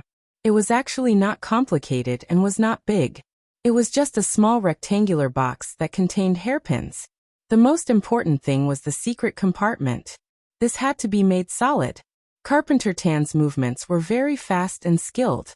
With a few swooshes, he sawed the wood and cut the connector. The hardest part was the secret compartment, which took some time. However, it took less than an hour. Yundong thought that it would take a day to do this, but she did not expect it to take so little time. Carpenter Tan polished the box twice in the end. It was very flat and smooth to the touch. He then waxed it again. By the time Yundong got it, it was still too early. She became happy and gave Carpenter Tan a tail of silver. Carpenter Tan was stunned when he saw this. It did not take much effort for him to buy such a small wooden box. He did not need so much at all. But Yundong had already left with the wooden box. When she left the Tan family, she said to the old man, Grandpa Yu, I still have something to do, so I'll leave first. I'll visit you again after my father recovers. Grandpa Yu could also tell that she seemed to be in a hurry. All right, I'll send you off. No need. Xue Rong is here. Take your time and go home first. Remember to eat the pastries I brought for you. Don't let them go bad. The weather is hot now. As soon as he finished speaking, he left with large strides with Xue Rong before he could speak. With the box, she could deliver the letter. Unfortunately, there were always obstacles blocking her path to success. Yundong sighed inwardly as she looked at the 4 people who had stopped him. Chapter 468. Eldest Miss is so powerful. Xue Rong's expression suddenly tensed up. He did not know martial arts, and his body was even a little thin. There were 4 of them. He could only hold back 2 at most. If he had known earlier, he would not have kept quiet but let Grandpa Yu send them off. The 4 of them had already surrounded them. Miss, don't be afraid. We just want money. Look at how hard our lives are. Give us some money and buy peace. Isn't it good for everyone to live in harmony? Xue Rong was already prepared for battle. He whispered to Yundong without looking back. Miss, I'll hold them back later. Run quickly. This side is close to the Yu family. Run towards the Yu family. Yundong held his forehead and laughed. She patted Xue Rong's shoulder and looked at the 4 of them. I have something urgent to attend to. It's better if you don't block my way. Otherwise, you'll suffer if I don't hold back. The 4 of them were stunned and could not help but laugh. Miss, you're scaring us. Yundong sighed. Seeing that they were slowly crowding around him, he immediately handed the box in his hand to Xue Rong. Hold it. Stand there and don't move. Xue Rong, who was about to walk forward, suddenly stopped. The next moment, he widened his eyes and watched in shock as Yundong flipped someone to the ground. Then she picked up a stick from the ground and hit the other person's back. Then she kicked another person's knee. That person's face instantly twisted as he knelt on the ground. In the end, she walked towards the last person. That person watched helplessly as his 3 accomplices fell to the ground in an instant. His expression changed. He looked in horror at Yundong, whose hair was not even messy. Ah, he screamed and turned to run. Yundong sneered and threw away the stick in his hand. She patted her dress and tidied her clothes. She walked back to Xue Rong's side, took the box and strode out of the alley. Xue Rong was still standing on the spot, suspecting that there was something wrong with his eyes. How was this possible? Miss was alone, weak, wearing a dress that got in the way. She was clearly still young. But she had actually dealt with all 4 of them in the blink of an eye. Xue Rong. Yundong called him from outside. Coming. Xue Rong glanced at the person on the ground again, and hurriedly turned around to follow. Yundong keenly sensed a slight change in his attitude, as if he had become more respectful. The 2 of them did not speak along the way.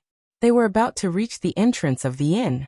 Xue Rong finally couldn't help but ask, "Young Miss Martial Arts Competition?" Yundong raised his eyebrows. "You should know that I fled from the Yongning Prefecture to the Xuanhe Prefecture, right?" Xue Rong had been following her. When she chatted with Grandpa Yu, she would mention the past from time to time. Xue Rong thought for a moment, and came to a realization. That's right. Miss had come all the way to the Xuanhe Prefecture without Old Master by her side. What she had experienced was simply unimaginable. How could those 4 people stop Miss? But he still felt that Miss was very powerful. It had to be known that on the way to escape, the fate of women was usually not very good, especially when there was no one to protect them. However, Miss had to protect her family all the way to the Xuanhe Prefecture safely. Clearly, she was stronger than he had imagined. "All right, you go back to the inn first. I'll make a trip to the pharmacy." Yundong got down from the carriage. "Yes." Chapter 469. This is a life-saving thing. Yundong went to the pharmacy next door and grabbed a few herbs.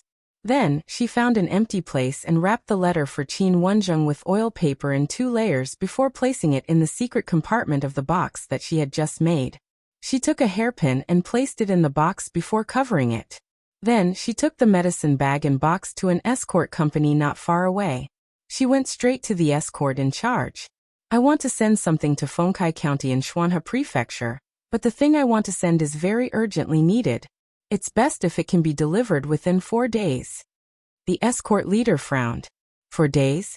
It was a little rushed to travel from Wanqing Prefecture to Xuanhe Prefecture. He did not agree and only asked, "What's to be sent?" Yundong took out a medicine bag and a box. "I have a friend who's terminally ill and needs medicine urgently. These are the medicines I found for her. They're for saving her life. And this box.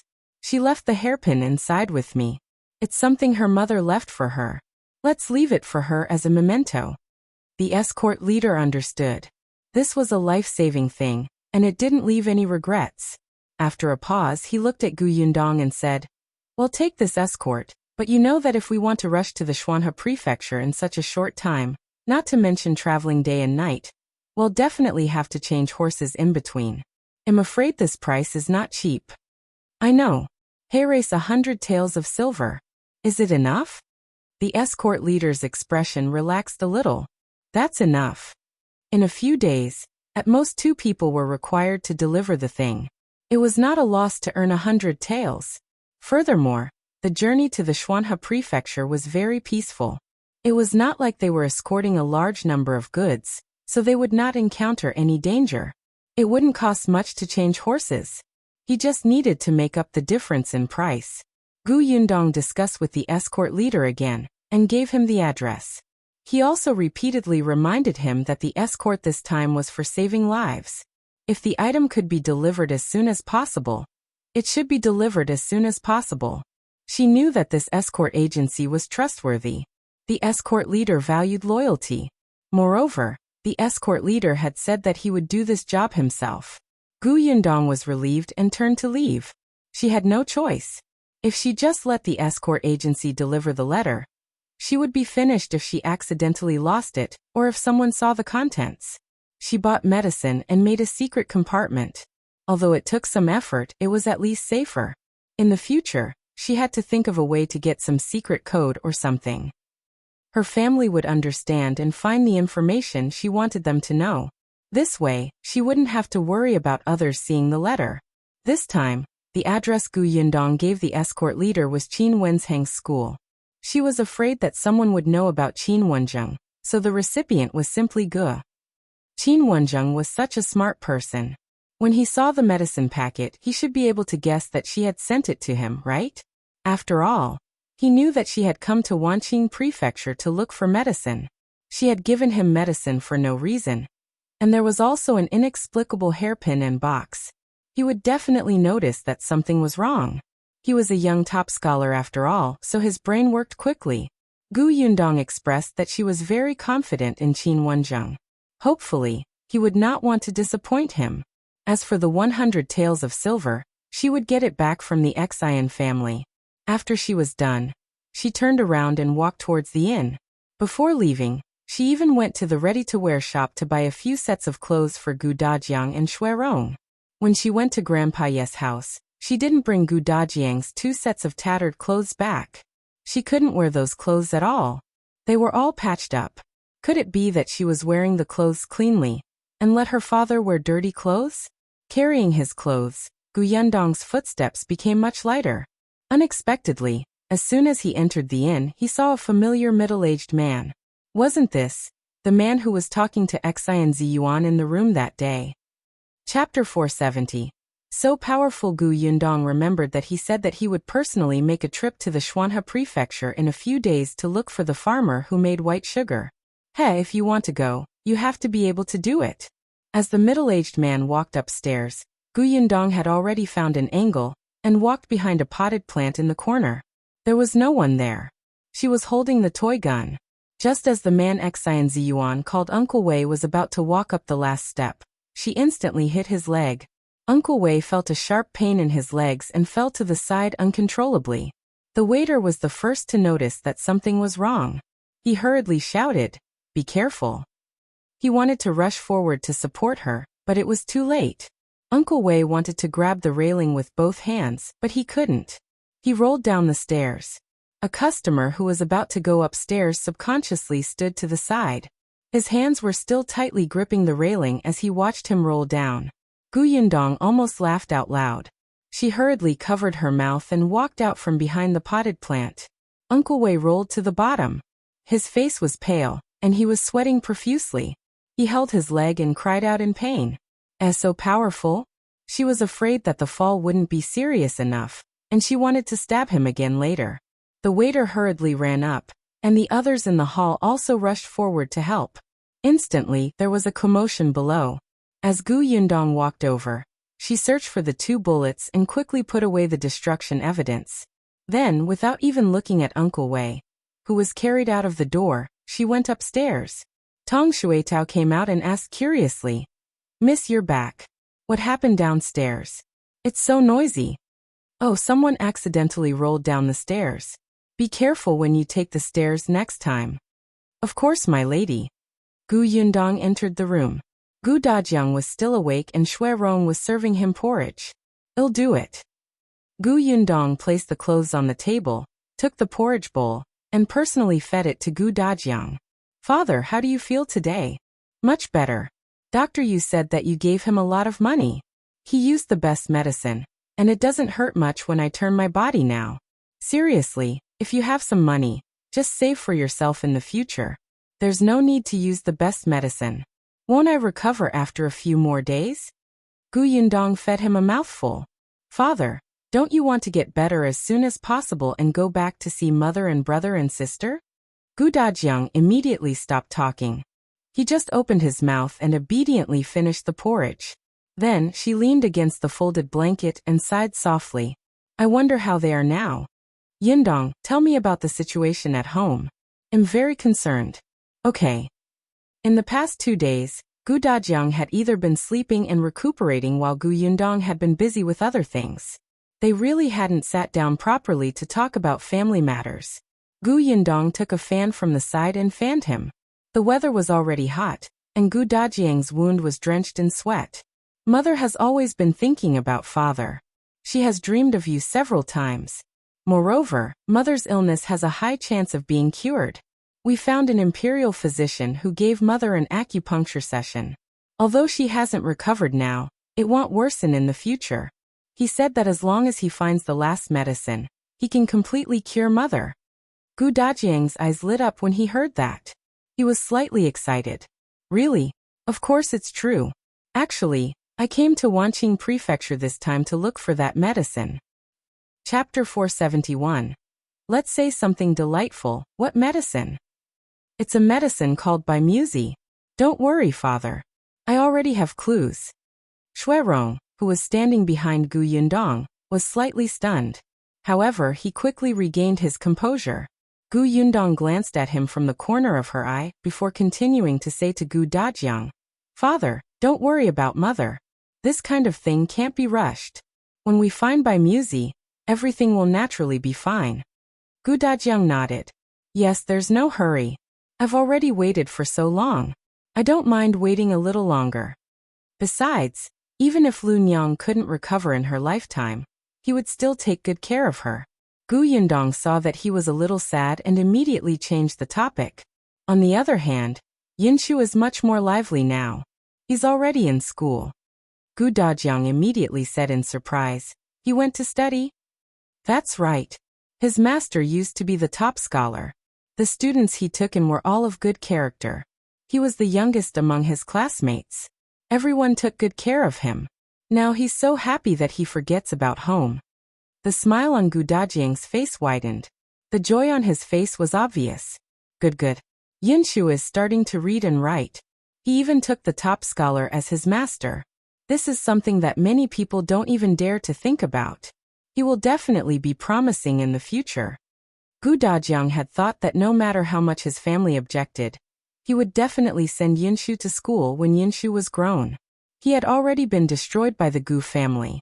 He would never allow Yunshu, who was also talented, to be mediocre for the rest of his life. Only by studying for the imperial examination and leaving the Gu village would his future be bright.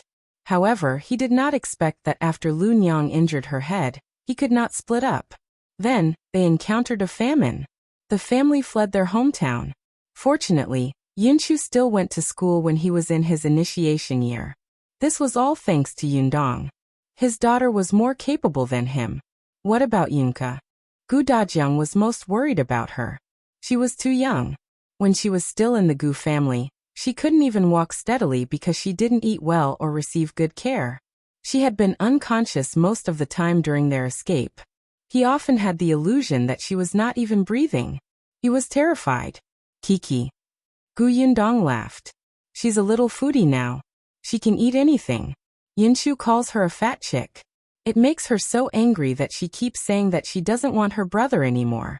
But once Yunshu goes to school, she gets anxious when she doesn't see her brother for a day. Every day when she goes home, she's the first to run out to welcome him. Gu Dajiang laughed when he heard that. Yundong's words were like a painting.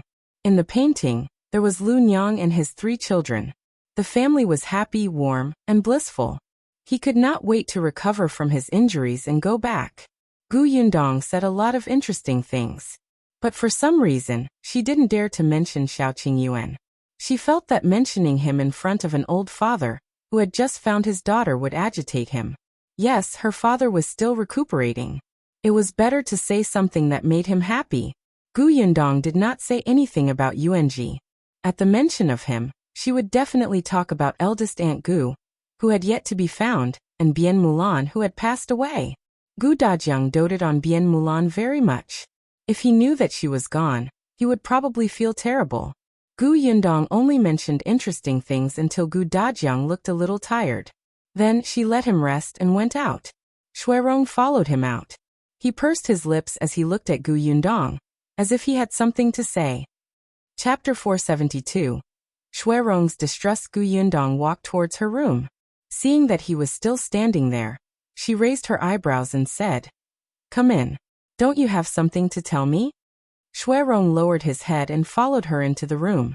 He carefully closed the door. He even went over to pour a cup of tea for Gu Yundong. This person had really been professionally trained. "Miss, you said that you have a clue about Bai Muzi. Were you referring to the Xie family?" Gu Yundong thought that he indeed knew. "I were. Why? Are you trying to persuade me to give up? Do you think it's impossible to get Bai Muzi from the Xie family?" Xue Rong thought for a moment. It's indeed impossible to obtain Bai Muzi from the Xie family, because it is no longer in the Xie family. Gu Yundong suddenly stood up from his chair. "What did you say?" Xue Rong said. There was indeed a Bai Muzi in the Xie family. However, 3 months ago, the eldest young master of the Xie family suddenly fell ill, and Bai Muzi was used by him. What he didn't say was that it was also because of that illness that 2 servants were killed in the courtyard of the eldest young master of the Xie family. The rest were sold, and he was one of them. Gu Yundong frowned fiercely. 2 to 3 months ago, didn't that mean that it was gone before Dr. Song wrote to her? Communications in this era were so inconvenient that the information lagged for so long. "You promise no more?" Xue Rong knelt down. I can swear that I didn't lie to you just now. All right, get up. I don't mean to question you. Yundong rubbed her temples and sighed inwardly. However, Xue Rong still knelt on the ground and had no intention of getting up. Yundong frowned. Why? Is there anything else? Miss, I know that old master's injury was caused by the second young master of the Xie family. Xue Rong lowered his head. Miss, do you want to avenge old master? You don't think I can do it? Xue Rong pursed his lips. Hearing Yundong's words, his body trembled and he hesitated for a moment. He shut his mouth and did not say anything else. Yundong was so angry that she almost laughed. Xue Rong, I know that you used to serve the eldest young master of the Xie family. The Xie family is rich and has many rules. There are also many demons and monsters inside, and there are endless open and hidden conflicts. I understand that you've developed a cautious personality, but am not the Xie family. There's no need to hide anything, and you don't have to be afraid that I'll be unhappy if I hear it. I hope you can be straightforward. I won't blame you. Xue Rong was stunned for a moment before he smiled bitterly in his heart. After a long time he nodded slightly. I don't think you can't do it, Mississippi. It's just that the Xie residence is far larger than what the outside world sees. The inside is complicated. Not only does it have the prefecture magistrate as its backer, but it also has someone in the capital and even. In short, it won't be easy for Miss to deal with second young master.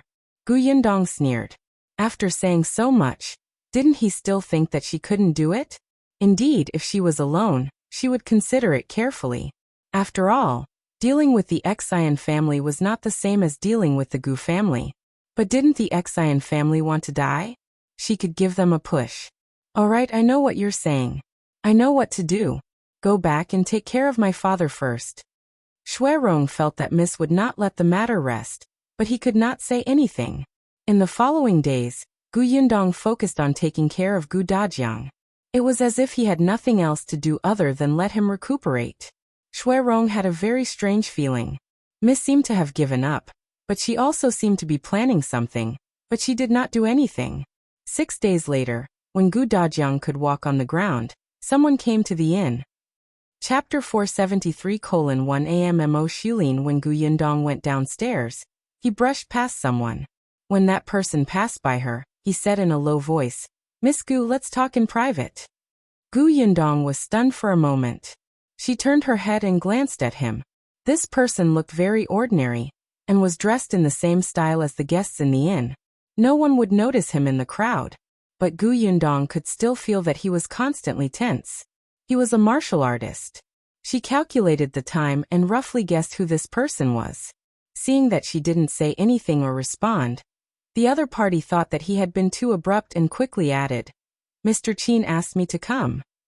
Yundong nodded, and the man went downstairs first.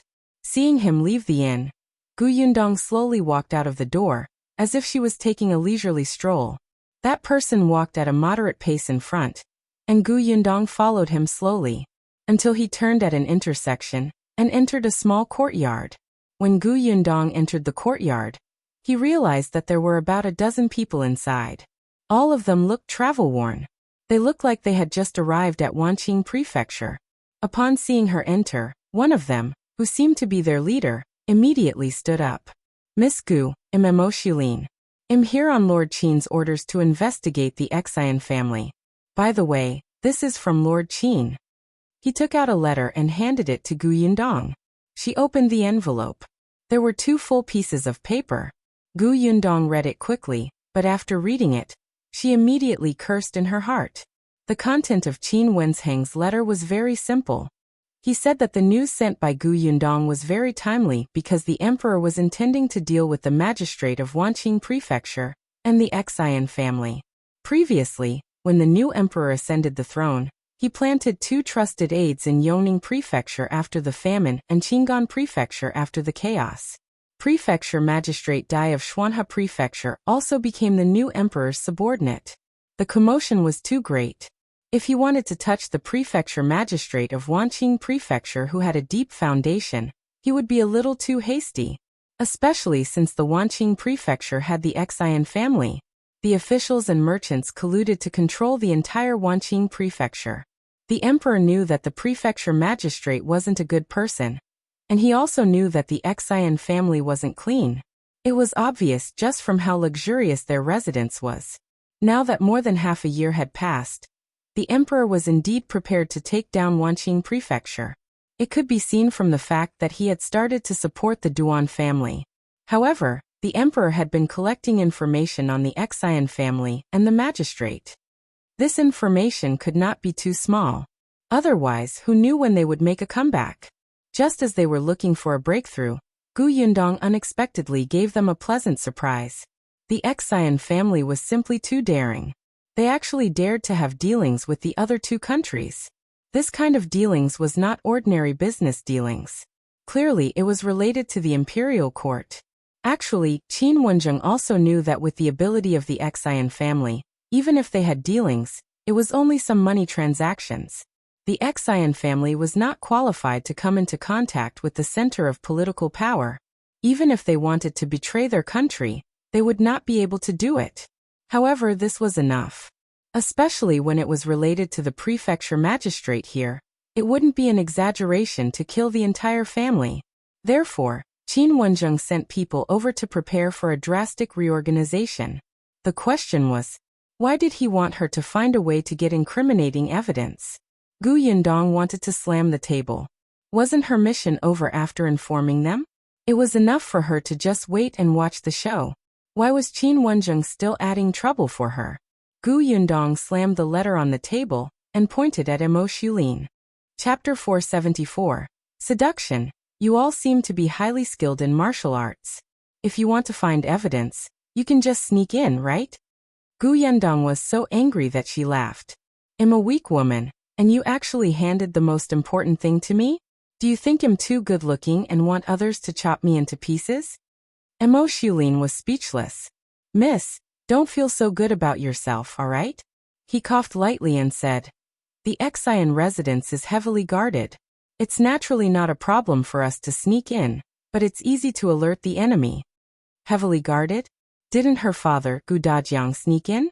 No, Dajiang could only ask around outside. He couldn't go to the master's courtyard, let alone the places where evidence was placed. Am Mo Xulin continued. Actually, it's not like no one has infiltrated the Xie family before. They even entered Master's in study, but there's nothing in the study. If we want to find evidence of guilt, I'm afraid a few days won't be enough. If you can't find it in the study, do you think I can? Once we alert the enemy, the Xie family will be easy. We can just capture them anyway, but the forces in the capital that colluded with the Xie family will be on guard. Yundong was enlightened. Are you making such a big move this time?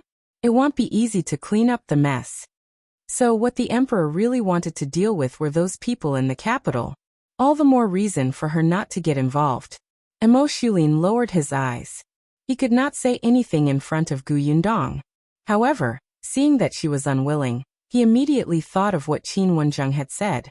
He could only take a step back and say, Miss Gu, if you're really unwilling, then, can you figure out the approximate location of the important letters in the Xie residence? Seeing that Yundong wanted to refute, he immediately added, Lord Qin said that since Miss Gu has the ability to obtain the news that Xie and Zhiyuan colluded with another country, you can definitely do these things. He really thinks highly of me. Lord Qin also said that if Miss makes a great contribution and the Xie family is raided later, Miss can choose a few valuable items first. Yundong stood up. All right, I'll go back and think about it. She kept the letter and turned to leave the small courtyard. When the others saw this, they looked at each other and asked Am Mo Xulin. Did she agree or not? Am Mo Xulin was unfathomable. What do you think? However, he quickly restrained his expression. Inform the Duan family, and ask them to cooperate with us if necessary. Should we inform Commander Liu of Wanqing Prefecture? One had to bring troops over to arrest a family. It's said that Commander Liu doesn't have a good relationship with the prefecture magistrate. Perhaps he can help. However, Am Mo Xulin shook his head. It's hard to say if they're not on good terms. Maybe they're just putting on a show for us. Third brother has already gone elsewhere to mobilize troops. Let's wait a few more days. Yes. The others in the courtyard quickly went to work. Yundong felt a headache when she returned to the inn. Wenjung was indeed unreliable. However, although she was cursing Wenjung in her heart, her mind still started to spin. In the following days, Yundong was very busy. Tong Shuetao did not know what she was doing. In any case, she would do whatever young miss instructed her to do. Dajiang was a little worried. He had once asked Yundong, but she said that it was for business. Only Xue Rong started to feel uneasy. A few days later, when he saw Yundong writing the names of everyone in the Xian family on paper in the room, his thoughts were finally confirmed. He had a feeling that it was just as he expected.